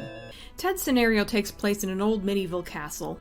He is actually very well read, and you come across a lot of books that he's familiar with, like The Count of Monte Cristo and Dante's Divine Comedy. In fact, there are a lot of literary cliches in this scenario, like a damsel in distress, her evil stepmother, and a literal angel and devil. The devil is at least kind of original in that he's a guy wearing fancy red clothes rather than looking demonic, but the angel is of the straight-up wings, white robe, and halo variety. There's even a secret doorway you can open up by trying to take a sconce off the wall. Also, the damsel in question is apparently Ellen. Why, it's Ellen! Wow, they're just going out of their way to throw every female cliche at her they can, aren't they? I actually didn't realize who she was when I first played this, since I'd forgotten her name by the time I got to Ted's scenario, and since she acts nothing like she does in her own scenario, I just didn't make the connection. But she isn't any less annoying here, she's just annoying in a different way. Please tell me you found my mirror. You have to find it, Ted. It's the only thing keeping my stepmother away, and it's the only thing that can finally end my suffering. Jeez, go back to sleep and stop whining. So yeah, Ted is carrying a torch for Ellen. That's kind of cute, actually. We learned that Ted was a con artist and used women for their money. When looking at some tapestries on the wall, he makes this comment. So many women have called me their knight in shining armor, but never Ellen. Aww. Did Am tell her that I loved her? Was that the secret he was referring to? Aw, god damn it, Ted, you're supposed to be an asshole. Stop making me like you. Aside from dishpan hands and wrinkles, this scullery maid has quite a body. Certainly wouldn't kick her out of bed. Ah, that's more like it. So basically the object of this scenario is to find a magic mirror that Ellen needs, defeat the evil stepmother and the devil, and make a deal with a demon, all while remaining faithful to Ellen. And yes, you can choose not to do that last one. Seems like everybody wants to hit that. First there's the scullery maid who promises to give Ted the mirror if he sleeps with her. Spoiler, she doesn't. And even the evil stepmother gives him that option. Perhaps there's something else I can do for you instead. Well, it has been a long time since my husband left. If you can satisfy my needs as a woman, then I will help you escape. I love his reaction, by the way, if you try to take her up on it. You've got a deal. I'll make love to you if you'll help me to escape. I'll do it, but I won't like it. Fortunately, this one was just testing you. It makes sense, though. Like with everyone else, Ted's past is coming back to haunt him, and ideally he's supposed to find a better way to advance the story rather than just relying on his old tricks. Well, how can I possibly refuse such a lovely lady? Ted eventually summons a demon called Surgat, who will open the maid's bedroom door so he can go in there and see if she's hiding the mirror. Instead, he finds another tapestry that shows the devil with a mirror. So he bugs the devil again, who gives a cryptic clue about where it is. I hid it someplace good, someplace where an angel would never go. Now will you get off my back? Long story short, Ted finds the mirror, Ellen dies after looking into it, Ted traps the devil inside the mirror, and Ellen floats off to heaven, and the angel goes away too. Ted breaks the mirror, trapping the devil with Surgat. An argument breaks out. You're ruining everything. Shut up. You shut up. One word to the boss and your little game's over before you can say holy Moses. And they start breaking the fourth wall. I'm the established character. You're not even supposed to be here. When this sequence ends, somebody will be expunged. Lots of breaking. Ted demands to be shown the surface world, since his ultimate goal is to escape from Am's underground fortress. Surgat shows it to him, and Ted discovers that it's full of radiation and uninhabitable. Poor Ted's scenario has the ultimate downer ending, that there's nowhere for any of them to go. Attempting to escape will just prolong the inevitable. They all belong to Am, period. Am ends the scenario and sends him back to the fire. I've pretty much already covered the symbolism for Ted's scenario. The setting is based off of books he's read, and there's a knight in shining armor motif to describe how he would like to be regarded by Ellen. People must have been much shorter in the Middle Ages. I'd never be able to fit into that armor. He may have betrayed women previously, but she's different. She's the one he cares about for whatever reason. Although I think it's pretty clear that he's probably not in love with the real Ellen so much as this idealized fairy tale version of her that he dreamed up. But for what it's worth, during the final part of the game, which I'll go into more detail later, just about every character describes Am's superego as looking like an angel. But Ellen thinks of Ted for some reason. Could that be an angel? Funny. Why did I just flash on Ted just now? Aww. Nimdak! How are things in the pastry core, Nimdak? Tell me again how you saw the smoke from the furnaces and you thought they might be roasting chickens. Or don't you want to talk about all that? Oh, Nimdak. It's hinted at that Nimdak has a dark past, but he has since forgotten it due to the fact that he is very old and senility has kicked in. And frankly, if I had Nimdak's past, I wouldn't want to remember it either. His mission is to find the lost tribe. This compound looks familiar. But why would Am bring me here to look for a lost tribe? There are gates and fences. Who could be lost in such a secure area? Yep, Am's logo was there instead of a swastika, and they never use any of the actual words, but that is Auschwitz. So the first thing we learn is that this guy was originally one of Nimdak's colleagues, but Nimdak had him locked up. You know me? I thought I did. Until you had me arrested for refusing to condone your experiments. Also, he sounds a little like Arnold Schwarzenegger to me. Why are you imprisoned here?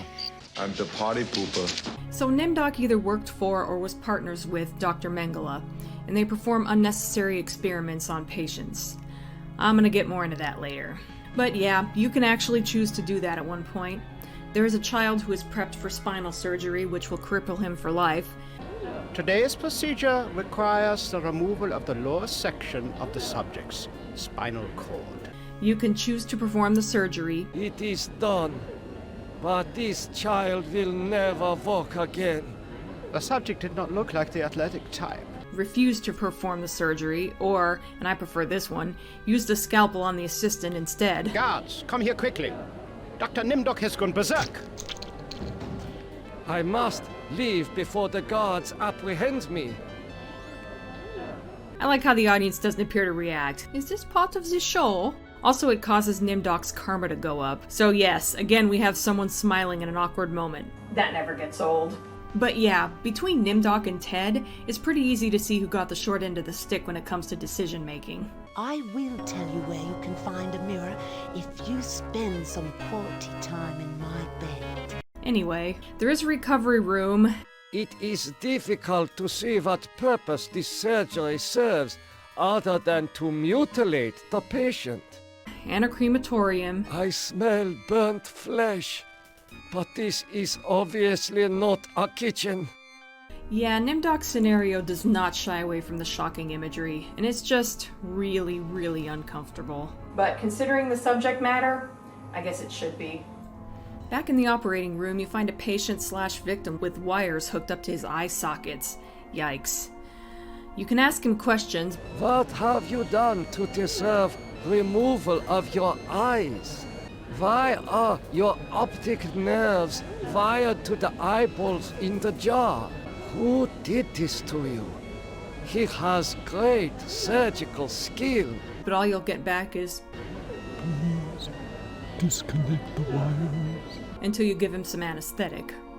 Apparently this operation somehow gives him a second sight, and he gives you some cryptic information that'll make sense later. A trinity of 3 beasts, one like us, one from the east, one from the steppes. I have seen some shit. After that, he passes out, and you can take the jar of eyes, but make sure you hide them so the prisoners outside don't see you carrying them around. You can also take the ether, give it to a prisoner outside who got himself caught in barbed wire, and cut him free with some pliers. He'll also give you some cryptic information.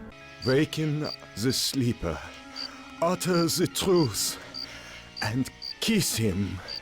Then you can give the pliers to the guy that Nimdok had imprisoned, not that it'll endear him to Nimdok any. You can talk to the kid who was on the operating table earlier, and he gives you some information about a golem, and something about it seeing with its own eyes. It will turn on you and save us. Once you get back outside again, the prisoners have escaped. They are not letting Nimdok go so much as giving him a head start before they hunt him down. You are an unredeemable butcher. Once Nimdok goes to his lab, he discovers his own research in morphogenics. Am used this to deform Benny.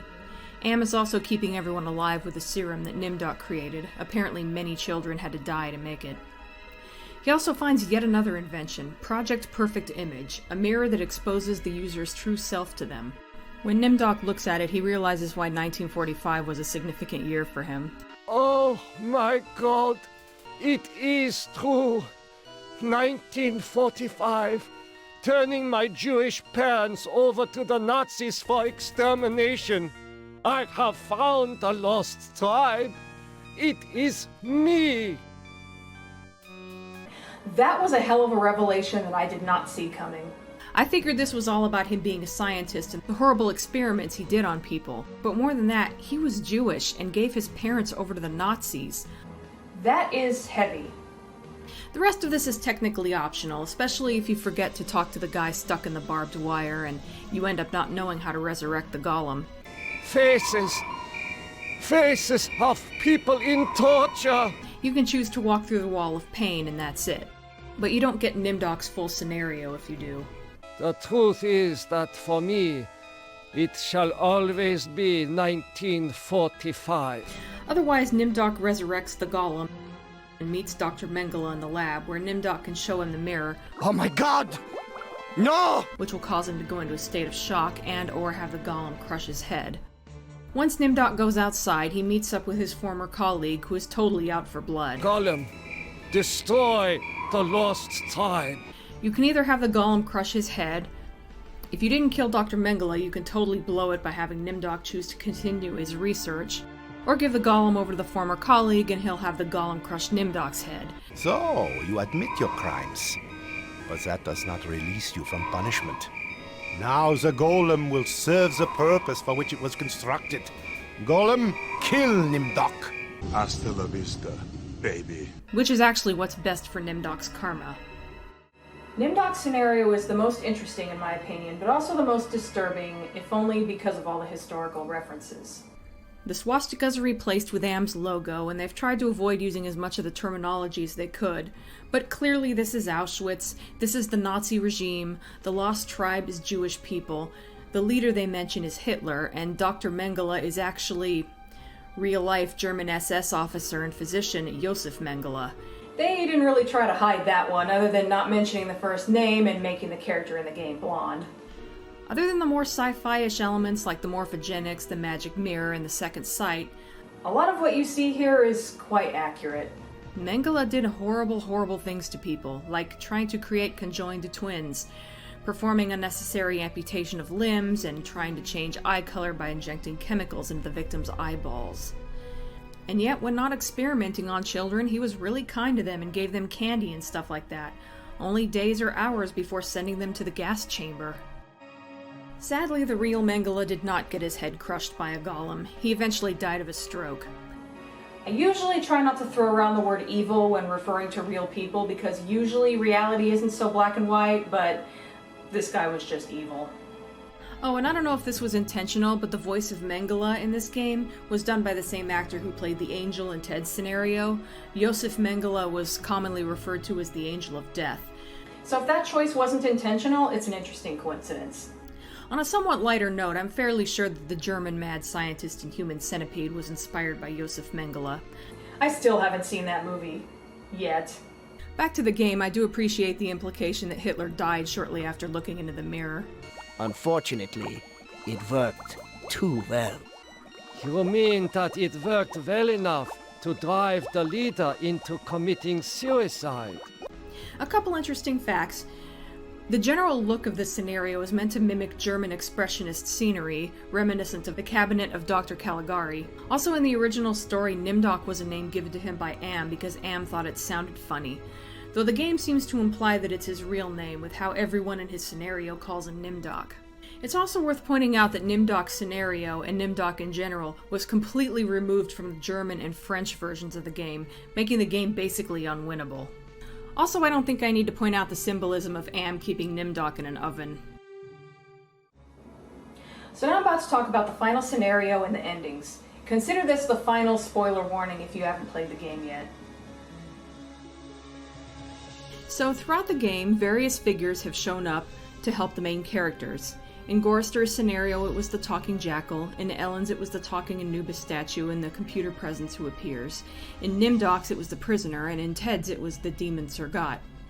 During the escalation of the Cold War, Am had started off as 3 supercomputers, representing China, Russia, and the United States, each being capable of running the war more efficiently than humans.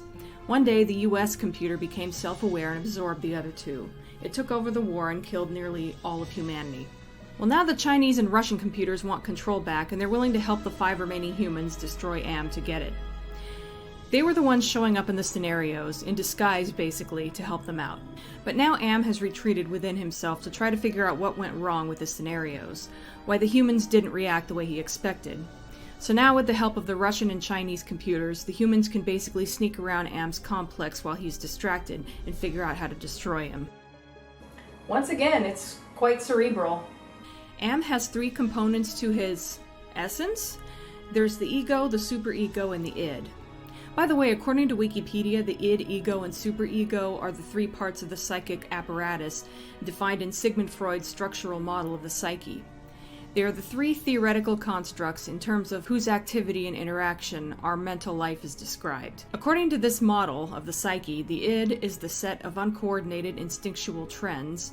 The superego lays the critical and moralizing role, and the ego is the organized, realistic part that mediates between the desires of the id and the superego.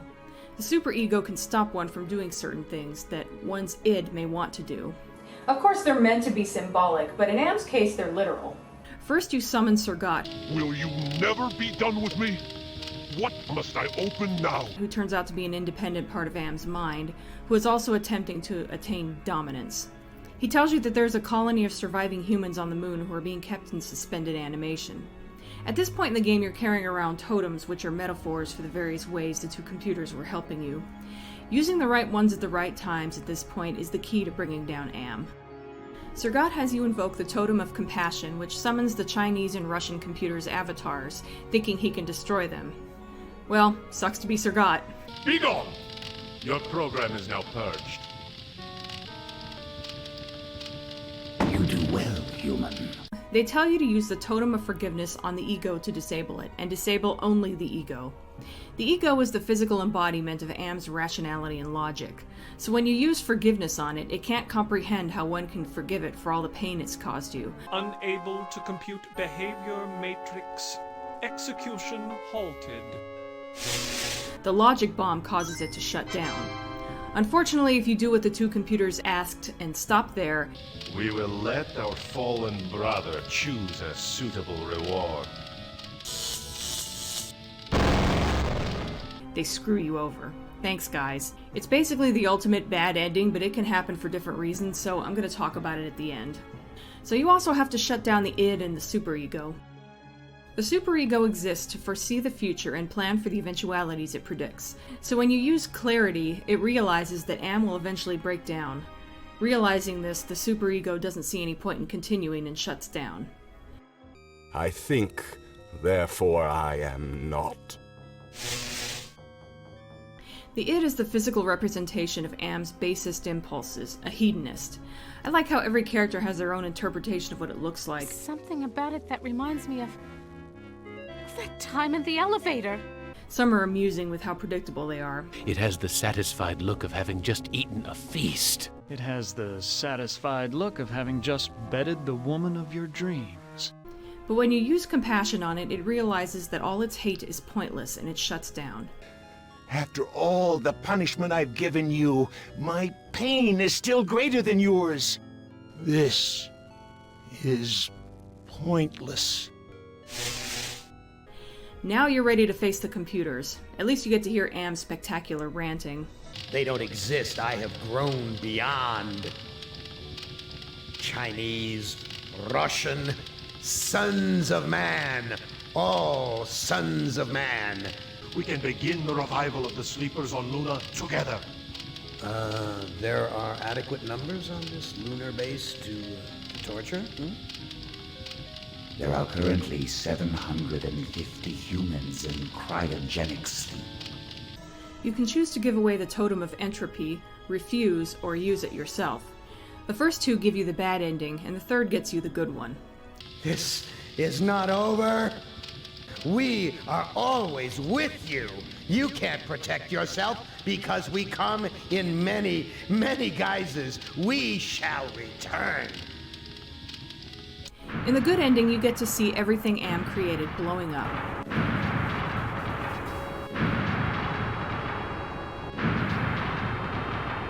The process of awakening the sleeping humans on the moon is initiated, and the terraforming of Earth begins. And whichever character you beat the game with has a brief monologue about keeping the computers in check until humanity returns. The disappointing part is that every character has exactly the same lines. They really should have changed it up a little, as it doesn't quite suit every character. It is not so bad being a watchdog up here. It's not so bad being a watchdog up here. It's not so bad being a watchdog up here. You know, it's not so bad being a watchdog up here. I originally beat the game with Nimdok, and I have to say that I like the idea of him being the last human alive. I feel like destroying Am and helping to revive humanity is the only way he can really atone for his role in the Holocaust. Rebuilding humanity seems like it should make up for his war crimes, if anything can. I will keep the machines in their place until the lunar colony is ready to return to Earth. Now for that infamous bad ending. The same ending of the short story and what the game and the story are named after. Basically, Am is pissed and doles out the ultimate punishment. Not only does he take away your humanity, but your ability to express your torment. It's basically the final lines from the story, altered a bit for each character. Am has violated my body worse than any rapist could. Am altered my body one last time, worse than he ever had before. I finally received the hell I deserved. But you can take a bit from each and piece together the wording from the story. I thought Am hated me before. I was wrong. It was not even a shadow of the hate he now slavered from every printed circuit. He made certain I would suffer eternally. I love the design of this creature. It's almost cute, but it's also pathetic. and horrifying when you think about the poor sentient human mind trapped inside of it. There was a comic book adaptation of the story that came out before the game did. I can only find a couple of scans online, but one of them was the creature at the end, which is also featured on the TV Tropes page for And I Must Scream. It looks a lot more humanoid and kind of ghost-like. Interestingly, it bears a striking resemblance to an image that inspired Harlan Ellison to write the story in the first place. I personally like the one from the game better, something about it looking almost not human at all except for the general shape of the face and placement of the eyes. This is pretty much the ultimate bad ending. Most Silent Hill protagonists get off easy, even in their own worst endings in comparison. I have no mouth, and I must scream. Well, I guess that's all I have to say about I Have No Mouth and I Must Scream. I highly recommend checking it out. It is brilliant, especially for its time. It has a lot of the sort of material that Silent Hill games are famous for, and yet it preceded the first Silent Hill game by 4 years. That's pretty awesome. The characters are not likable so much as flawed, and since the idea is to basically fix those flaws, you can at least come to understand them if not like them. Not to mention that they've paid dearly for those flaws and deserve a break. That's it for now. See you next time. I thought Am hated me before. I was wrong. It was not even a shadow of the hate he now slavered from every printed circuit. He made certain I would suffer eternally. Am has altered me for his own peace of mind, I suppose. He doesn't want me to run full speed into a computer bank and smash my skull, or hold my breath till I faint, or cut my throat on a rusted sheet of metal. I am a great, soft jelly thing, smoothly rounded with pulsing white holes filled by fog where my eyes used to be. Rubbery appendages that were once my arms. Bulks rounding down into legless humps of soft, slippery matter. Blotches of diseased, evil gray come and go on my surface, as though light is beamed from within. Outwardly I shamble about, a thing that could never have been known as human, a thing whose shape is so alien a travesty that humanity becomes more obscene for the vague resemblance. Inwardly I am alone, in the belly of Am, whom we humans created because our time was badly spent, and we must have unconsciously known that he could do it better. The other 4 are dead, finally free from their tortures. Am is all the matter for that. It makes me happier. And yet Am has won, simply. He has taken his revenge. I have no mouth, and I must scream. Speaking in the third person, Am, which is I, Am is satisfied with the sacrifice. He, that is to say I, will spare the village, his, that is to say my, wrath for today. I have, as I said before, spoken.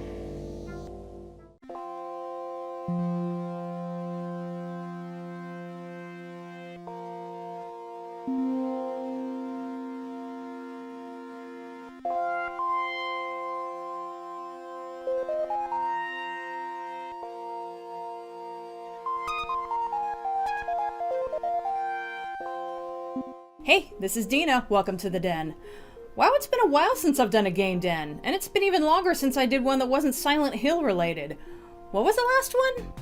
Oh yeah, I Have No Mouth and I Must Scream. That one was a special case because I fell in love with it the first time I played it a couple years ago and immediately decided to do a game den on it. That never happens. So what was the one I did before that? Oh yeah, Abadox. Holy crap, that was 9 years ago. My channel is old. Well, being that was the last game den on a non-Silent Hill game that I sort of grew up with, that I am terrible at, so I play it with an invincibility code just because I like to admire the presentation. It had great graphics and music for its time. It's kind of appropriate that I'm now talking about Ecco the Dolphin, which is basically the same situation for me. Unlike Abadox, though, I do remember how I discovered this game. I originally saw Ecco advertised on the back of an instruction manual of one of those Genesis games I already owned. And I wasn't that impressed. I wasn't into cute kid stuff at the time, and just going by the cover, that's the kind of game I figured it was. Then later I was at some game store and they had a kiosk with some non-playable Echo footage running. It might have been the game's attract mode. And I couldn't get over not only how beautiful the game looked, but how fast it was going. I know blast processing is a bullshit marketing term, but credit where it's due, the Genesis could go fast. And there's another area where Echo surprised me. With a game called Ecco The Dolphin, you'd expect maybe an educational game where you learn about dolphins while playing as one, maybe a calm and relaxing, fun little slice of life game. Hell no! At least Abadox is honest with its title screen. Bam! You know right away you're in for some fucked up shit. Here's Echo's title screen. Oh, doesn't it just seem so calm and serene? Bullshit. By the way, for as much as people rag on me for my gaming skills, at least I figured out how to get past the first screen in this game. I know at least 2 game reviewers who criticized this game because they couldn't figure out how to get past the first screen. I guess they never played an RPG where you have to talk to certain NPCs before the game lets you progress. Oh look, this guy's challenging me to jump into the air as high as I can. Oh look, doing that triggered a cutscene. Oh look, I can leave the area now. Granted, that's the only easy part of the game, but if you're gonna bash Echo for its difficulty, maybe spend more than 5 minutes playing it first, is all I'm saying. Okay, enough snark. Yes, I admit that I use cheat codes for this game. I'll admit it, this game is just flat out too hard for me otherwise. And I don't even feel bad. It's made of 24 huge levels, and it's basically a series of puzzles. There's plenty of challenge even without having to remember to breathe and avoiding getting hurt. So there you go, full disclosure. As for what those codes are if you wanted to know, the most well-known one is if you spell out Life Fish on the level select screen, you'll be granted with infinite air. So if you consider having to remember to go up for air to be too much of a pain, and some levels make that really difficult, and that's all you want, then that's a good one to use. Life Fish for life, baby.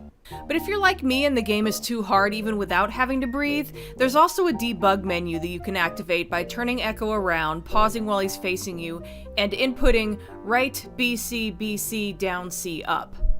That's right up there with Mortal Kombat's blood code. Get over here! And a certain Game Genie code for Eternal Champions that I'll always remember because I've used them so much. I see you looking at me, Echo. Don't judge me.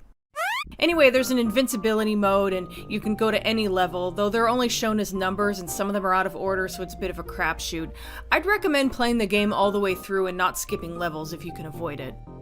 Also keep in mind that you can still die by being crushed, so it's not true invincibility. You just don't take damage from enemies attacking you. So this is a far cry from when I used the invincibility code in Abadox, where I just sail through the whole game in a couple of hours. There is definitely still a challenge here. You, of course, can play however you want, and I will leave you to it. Hopefully you will give me the same courtesy. Regarding gameplay, since you're underwater, you can go up, down, left, right, and diagonally. You heal by charging through schools of fish and eating them. I love that little noise. And by collecting the glowing bubbles from these oysters. Be careful though, occasionally they emit poison bubbles. You also have sonar, which can have different effects depending on what you're using it for. You can use it to talk to dolphins and other cetaceans. There's also a charge sonar, which you can use for attacking from a distance. Also, if you hold the button and wait a second for it to come back to you, it creates an echolocation map. There are also glyphs, which are these amazing giant crystals with information stored inside them that you can access. They can give you hints, grant you temporary invincibility, key glyphs can grant you access, and barrier glyphs keep you from progressing if you haven't accessed a key glyph first. I like to call them Gandalf crystals. You cannot pass! You shall not pass! It isn't stated where glyphs come from until way later in the game. At this point, they're just something that is mysteriously helpful. You can also jump out of the water, which is weirdly satisfying. Just seeing how high up Echo can go can be fun, and hearing that splash when he comes back down. Also, the developers were pretty creative with the colors they put into the sky, which you can't even see unless you jump out of the water. Sometimes I'll jump out of the water just to see what color the sky is in that particular level. I love it when a little extra work is put into details like that. On the downside, the controls can be a little fiddly, and jumping out of the water just the way you need to can be a pain. There are some levels where you have to jump over a series of islands, and that can be frustrating, especially since sometimes enemies will mess up your momentum. Also, every time Ecco takes damage, he lets out this unholy screeching sound. God forbid you get stuck somewhere where he ends up taking hit after hit. I guess that's one downside to the invincibility code. This could theoretically go on forever. I remember sometimes getting so annoyed as a kid that I'd actually turn off the TV's volume when stuff like this would happen. Story-wise, you play as Ecco, a bottlenose dolphin with 5 stars on his head. The game starts off with him just hanging out with his family. I love how dolphins talk in this game. It's simplistic, but it gets the point across. Wow, this guy is deep, though.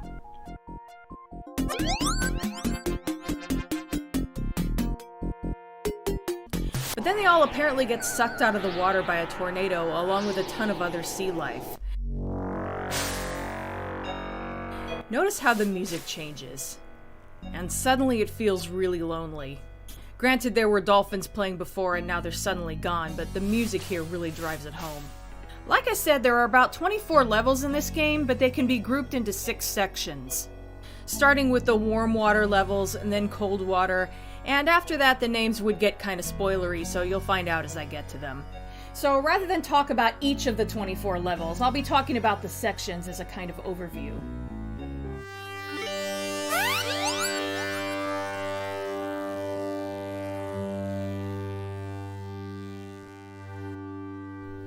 In the warm water section, Ecco isn't too far from his element. The main thing is the maze-like tunnels. Seriously, avoiding running out of air in these levels can be a bitch. And of course everything wants to kill him. Except for the orcas, ironically. If anything, they're very helpful.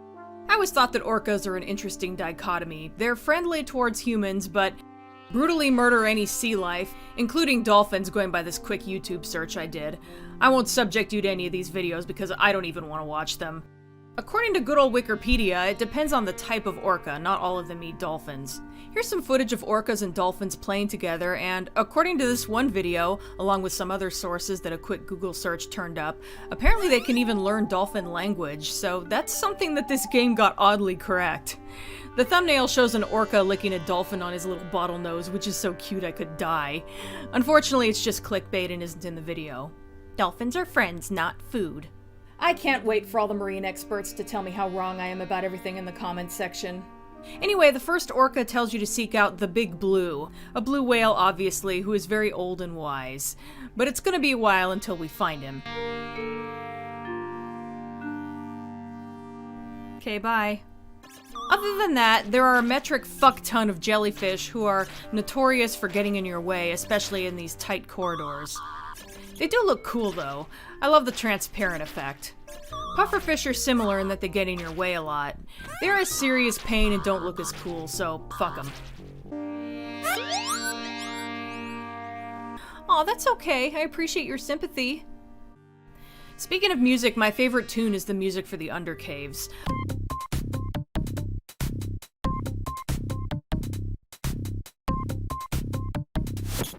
A lot of the other songs are very mellow, but this one has a real sense of urgency, and I just love the energy it has while still being foreboding.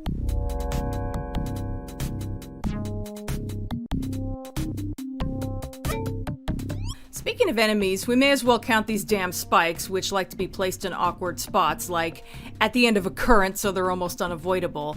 Sometimes you can swim against a current and sometimes you can't. Sometimes you need the help of a falling rock or shell to get through one.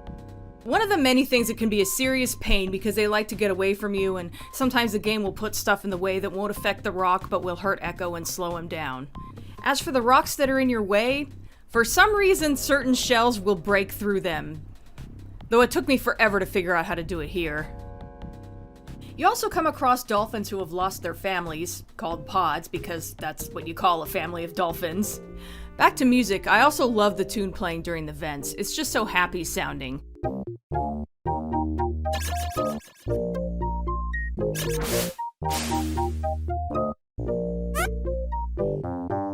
Maybe because your main goal is rescuing other dolphins and reuniting them with their families.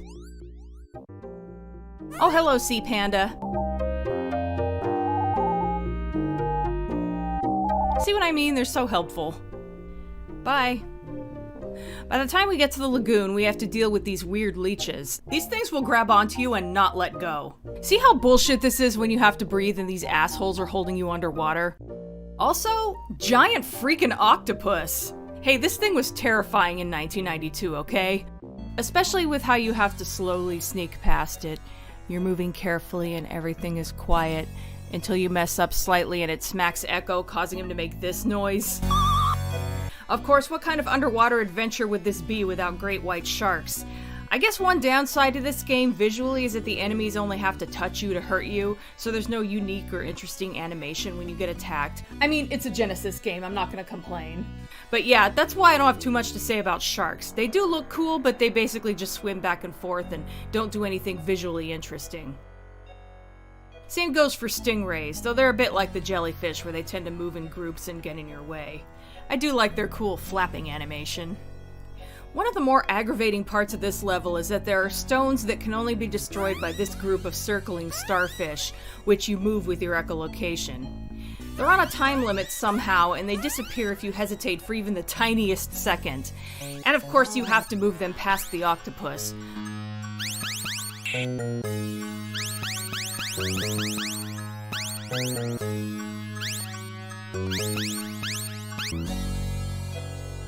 I wish I had a dime for every time I thought, am I misunderstanding what I'm supposed to do here because this doesn't even seem possible? On the upside, if enemies get in your way, the starfish will kill them, so they can almost act as a shield. After rescuing another pod of dolphins, this dolphin tells you that the big blue swims north to die, so you better hurry up. Crabs would be amusing if they weren't so relentless. At least the sharks have a turning animation. The crabs don't move at all, they're just these static images that come after you. Also real cute putting a healing oyster right next to a wall of spikes game. Fine, don't talk to me, assholes. So much for dolphins being friendly. At least the tuxedo dolphins will still talk to me. Yeah, I know, I'm already going north. Laters. So now we're finally entering the cold water area, and the first level is, oh my god, sharks everywhere. Yeah, you basically have to go through a gauntlet of sharks. And then comes the ice. It looks kind of crystalline. Man, this level is pretty. The background even looks kind of glassy. Wait, do those sharks have leopard spots? Is that a thing? Kind of. They're called leopard sharks, but their spots don't look quite that leopard-like. They got the rest of it down, though. Huh, I learned something. Either way, they're beautiful. And deadly. They're also less aggressive than the great whites. They don't really come after you much. You mostly just need to avoid hitting them. Maybe I'm weird, but I think Echo looks hilarious sliding along the ice. So here's a new enemy, which are basically giant, nasty-looking crabs. And a little too much like spiders for my taste. They basically behave just like the earlier crabs. This guy appears to be mostly stuck in the ice, but he can still hurt you. Hard water, check it and see. Yeah, you have to laugh about this level so you won't cry. This is the first area where you can die even with the invincibility turned on. There are blocks of ice that just kind of move on their own and can crush you against the walls. Which is kind of bullshit, but you know, Echo. I also take back what I said about the leopard sharks being less aggressive. What the hell, guys? I thought we understood each other. Look at this. I have to go against the current to get through this tiny hole just to get a key glyph. This game, I swear to God.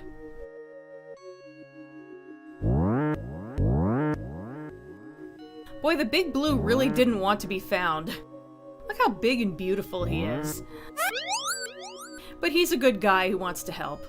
Apparently these violent storms occur every 500 years, where all traces of life vanish at the eye of the storm. I guess Echo and a few others just got really lucky.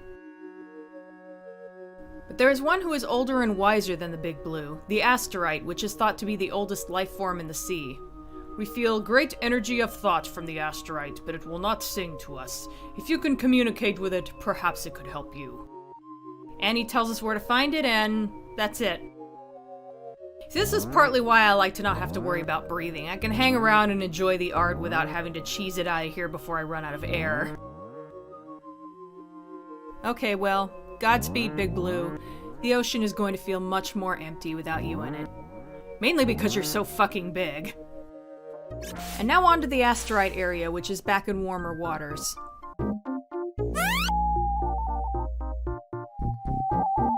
I know, Ocean Oreo, it was a big storm. This dolphin is scared too. It's okay, I'm gonna fix everything. I'm Echo, bitch. Anyway, after going through an insane maze, we come upon the oldest living creature in the ocean. And it kind of resembles a giant strand of DNA. I actually think that's pretty awesome. If it's that old, it makes sense that it'd be a very basic looking life form, despite being sapient. When you talk to him, he says something that's odd at first, but it'll make sense later. The Asterite can help Echo, but it needs help first. It says, "You must help me regain my full strength. You must travel into the past. To the west is the sunken city of Atlantis. Its people built a machine and used it to travel in time. Great Scott! Use the machine to travel to the distant past before your kind existed. You will go back 55 million years. There you will find my missing globe." Anyway, once Echo does that, the Asterite will be at full power and be able to help him save his pod. Yeah, there is time travel in this dolphin game. Things are about to get really weird, so I'm going to end part 1 here. I've been having some fun at this game's expense, but it really is amazing. So if you're interested in playing Ecco the Dolphin, be sure to do that before I get to part 2, because it's going to get weird. Previously on Ecco the Dolphin.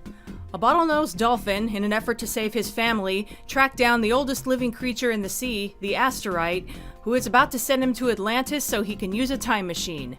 No, you're not high. That really happened. Time for a complete change of scenery.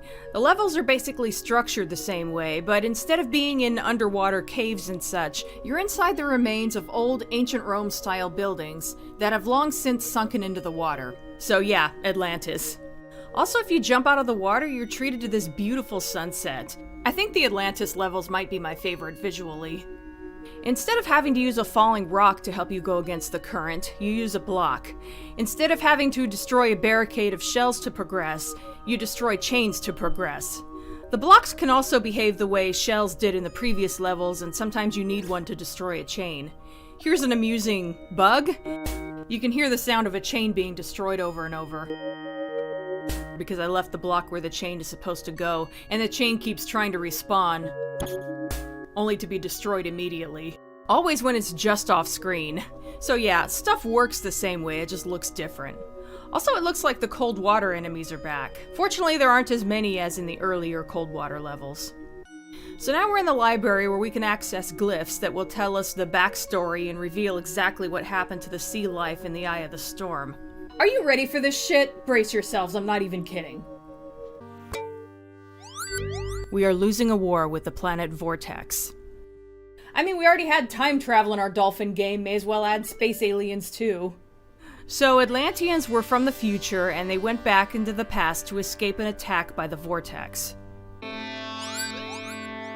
The second glyph explains what glyphs are, showing us that they were made by the Atlanteans, created to help a dolphin of the future travel to Vortex.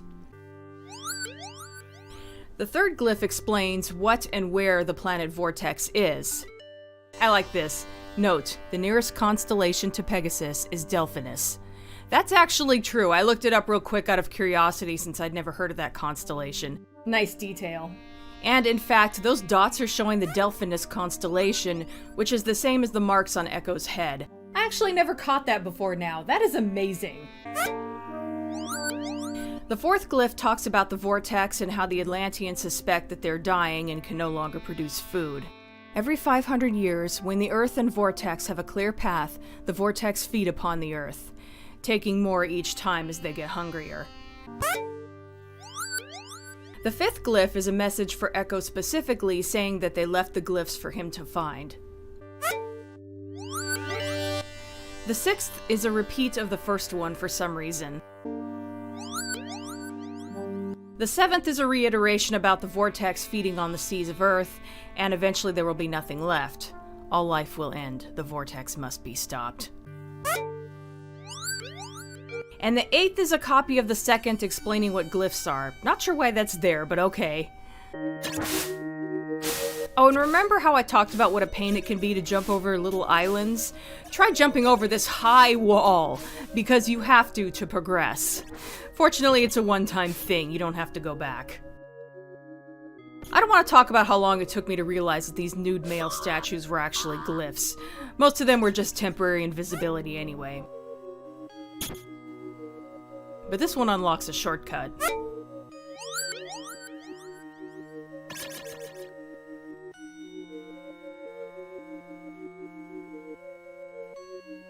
So what does the time machine look like? A pair of giant speakers because they utilize sound waves and are activated by a dolphin's echolocation.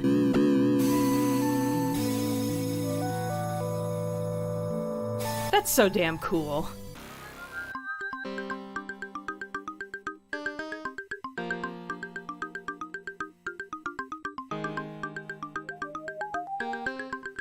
So now we're in just after the dinosaur age. Not that any of the creatures we're gonna see belong in this time period, but this is where we supposedly are. The underwater caves are very rocky looking and covered in fossils.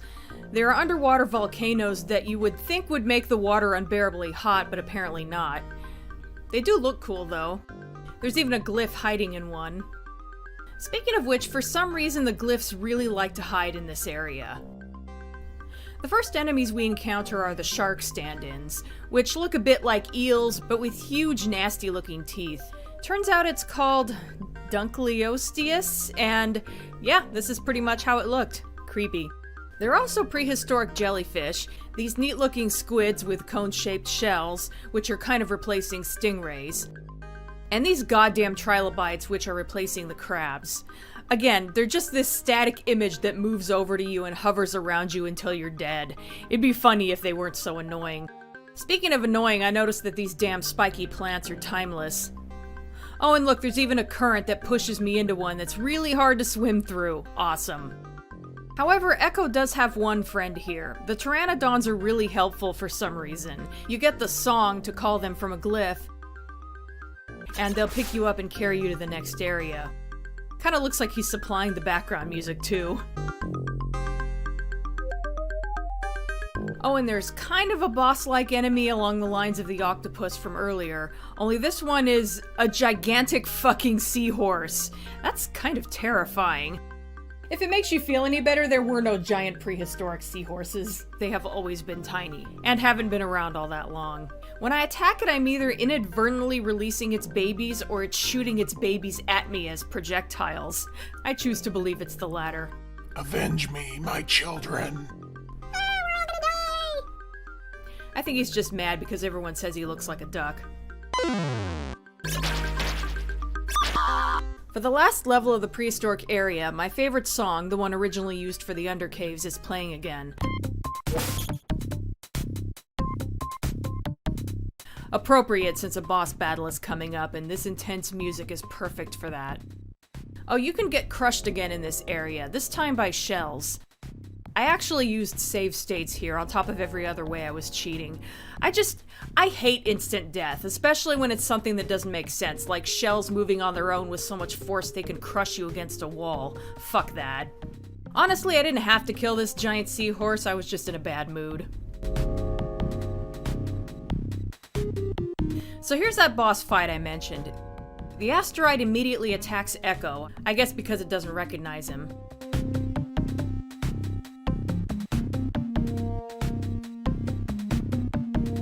So what you're doing here is you're stealing one of its globes so you can give it to the present-day asteroid. But, oh god, this hurts my brain. I guess we're going by Red Dwarf time travel logic, where it doesn't really need to make sense. If they made a third Genesis game, maybe we would have found out that Echo was his own dad. Anyway, you need to attack the same color of globe about 4 times. Once you do, Echo immediately gets sent back to the present. Thank God, no more prehistoric levels. So the next 3 levels are repeats of previous ones. First, we have to go back to deep water, where present-day Asteroid is waiting to get his missing globe back. So Echo returns the globe, and the Asteroid, at full power now, grants him a couple of new abilities. Since the only thing Echo can't do in this game is space travel, he needs to go back to the time machine and use it to go back to the moment when the vortex sucked all the sea life out of the water. So Asteroid gives Echo the song to use on the time machine so it'll take him there. The Asteroid doesn't mention it, but Echo now legitimately doesn't need to breathe.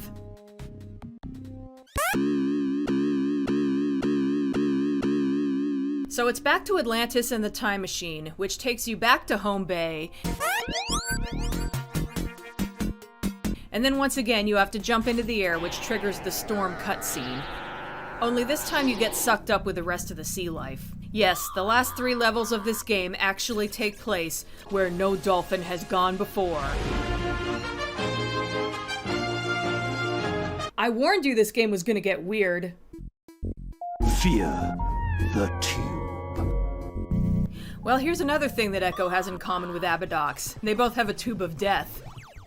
So, for the first time in this game, we have that kind of level where the screen scrolls on its own and you have to keep up with it or you'll get crushed against the side of the screen. Or, in this case, bottom. I've never been a fan of that kind of mechanic. I always thought it seemed cheap and weirdly fourth wall breaking. Like in every other level, you can safely assume that there's more space beyond the side of the screen that you can't see until you move there. But in this one level, the side of the screen is a literal invisible wall. It's not just Echo either. I also hated those kinds of levels in Mario 3, and why is it even a thing in Altered Beast? Your character is just walking. What does he need to keep up with? At least with the other 2, you're flying or being sucked through a tube, so a certain lack of control on your part makes sense. But I digress. On the upside, you can destroy any of these objects with just 1 hit, including these platform-looking structures, so that kind of helps. You also have machines that come after you and bolts of electricity to deal with. Not to mention that everything gradually speeds up more and more toward the end. I did manage to beat this one using a liberal amount of save states. This is a freaking cakewalk compared to the next level, though.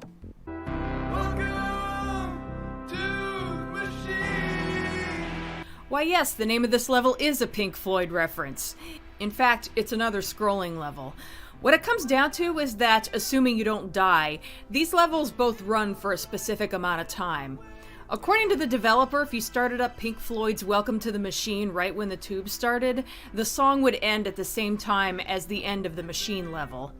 Also, the music in the game in general is apparently Pink Floyd inspired. Anyway, same idea as the tube, only this time the direction of the scrolling changes, and instead of being in a simple structure, you're basically in a maze where you have to predict where things will end up whenever the scrolling changes. You basically have to memorize the entire thing through trial and error. It's bullshit. We finally get to see the enemy though, and they look very much like xenomorphs, with 4 arms and a tail instead of legs, and generally even more bug-like. You also have to hit them twice to kill them. The first hit separates the head from the body, but the head continues to come after you until you destroy the head. This level does look great though. Even aside from how the Vortex drones look, the mechanical details look very H.R. Giger inspired. Yes, I know it's supposed to be Giger, I'm just used to saying Geiger, deal with it. And that's just such a big change from how the earlier levels looked. This whole game looks amazing, but I love how it captures both the beautiful simplicity of nature and the complex inner workings of an alien spaceship with equal attention to detail. The creepy music is also a nice touch. It's also interesting to note that the Vortex are apparently sea creatures as well, since you're able to swim through their environment, even though they look like they're floating. Some kind of animation showing how they propel themselves would have been interesting. Oh, and in the spirit of being honest about how difficult these levels are, even with invincibility and liberal use of save states, I eventually gave up on this one. Holy hell, the difficulty level here is just nuts. I love this bit where it tricks you into going into this tube.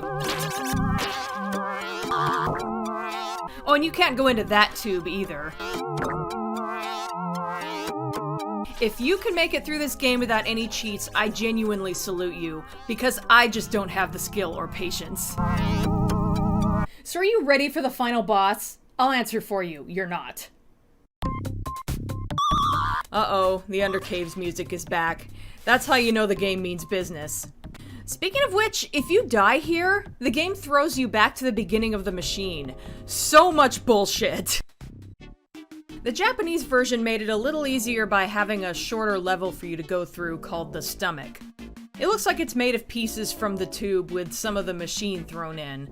The most important part, though, is that it doesn't scroll, so the mechanics feel more like an earlier level.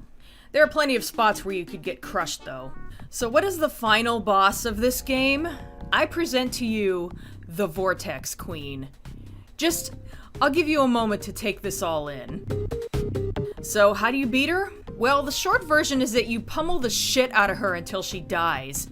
Remember how the earlier levels were underwater exploration and it felt more like a dolphin simulator? Now we're gouging the eyes out of a giant xenomorph head. What even is this game? So after you freaking blind her, you then have to ram into her jaw, eventually breaking it off, but it grows back twice. Meanwhile, she periodically sucks in food and you have to stay away from that or you end up as a snack. The sight of her crunching down on Echo is pretty horrific. Kind of reminds me of Sinistar.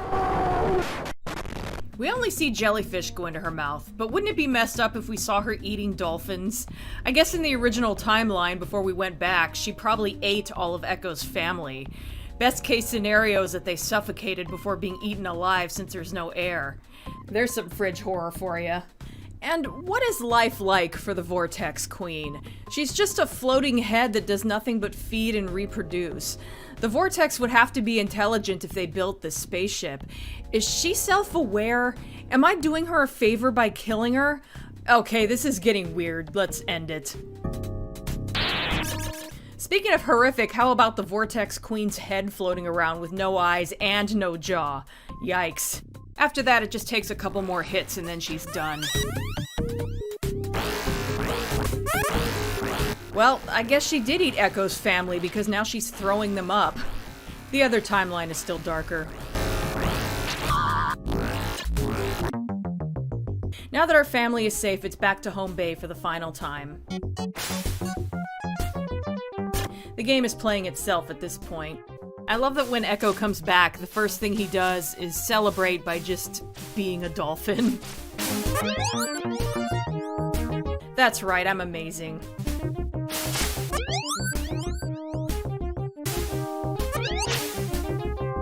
You better.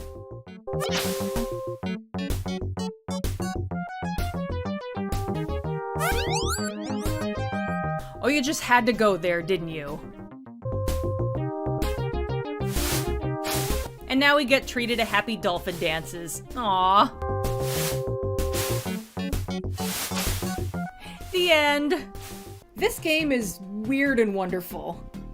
It starts off as a harmless dolphin simulator type thing, and the next thing you know, you're playing as Echo the time-traveling alien-fighting dolphin. I definitely have the debug code to thank for my experiencing a lot more of this game than I would have otherwise. In fact, there's a feature where you can go through all of the messages in the game, and the first time I used it, during a time when I think I hadn't even quite gotten up to the blue whale yet, I read a random message that turned out to be, "Do you think the Vortex are really destroyed?" I was like, what? And I think that was what inspired me to keep playing to find out where this game was really going. This is just how I approach some games. I do try to play it legitimately, but if it turns out to be well outside my skill level, and I like everything else about it, I'll use cheat codes to get through it just so I can experience the rest of the game in some way. Hell, these days a lot of people experience games through other people's Let's Plays. I'm not judging, I'd be a hypocrite if I did, but at the very least it's no worse than that. Fun fact about the reason for the difficulty, though. Ecco the Dolphin came out during the time when renting games was a thing, and kids were renting games and beating them over the weekend and returning them instead of actually buying them, which was not the best thing for video game companies. So Ecco was made to be a very long and difficult game that you would pretty much have to buy if you wanted to play all the way through it. Speaking of buying games, Ecco was one of the Genesis games to have an enhanced version released on Sega CD. Honestly, it didn't add much. From what I can tell, the graphics look the same. Mostly the difference is in the sound. The splash when you land in the water is more realistic sounding.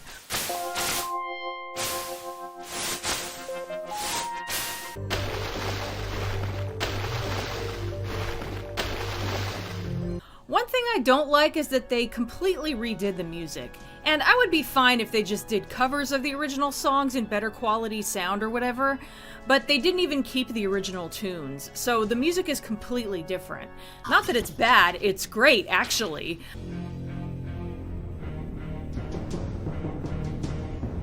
I probably wouldn't complain if I had never played the Genesis version, but I really miss that Under Caves music.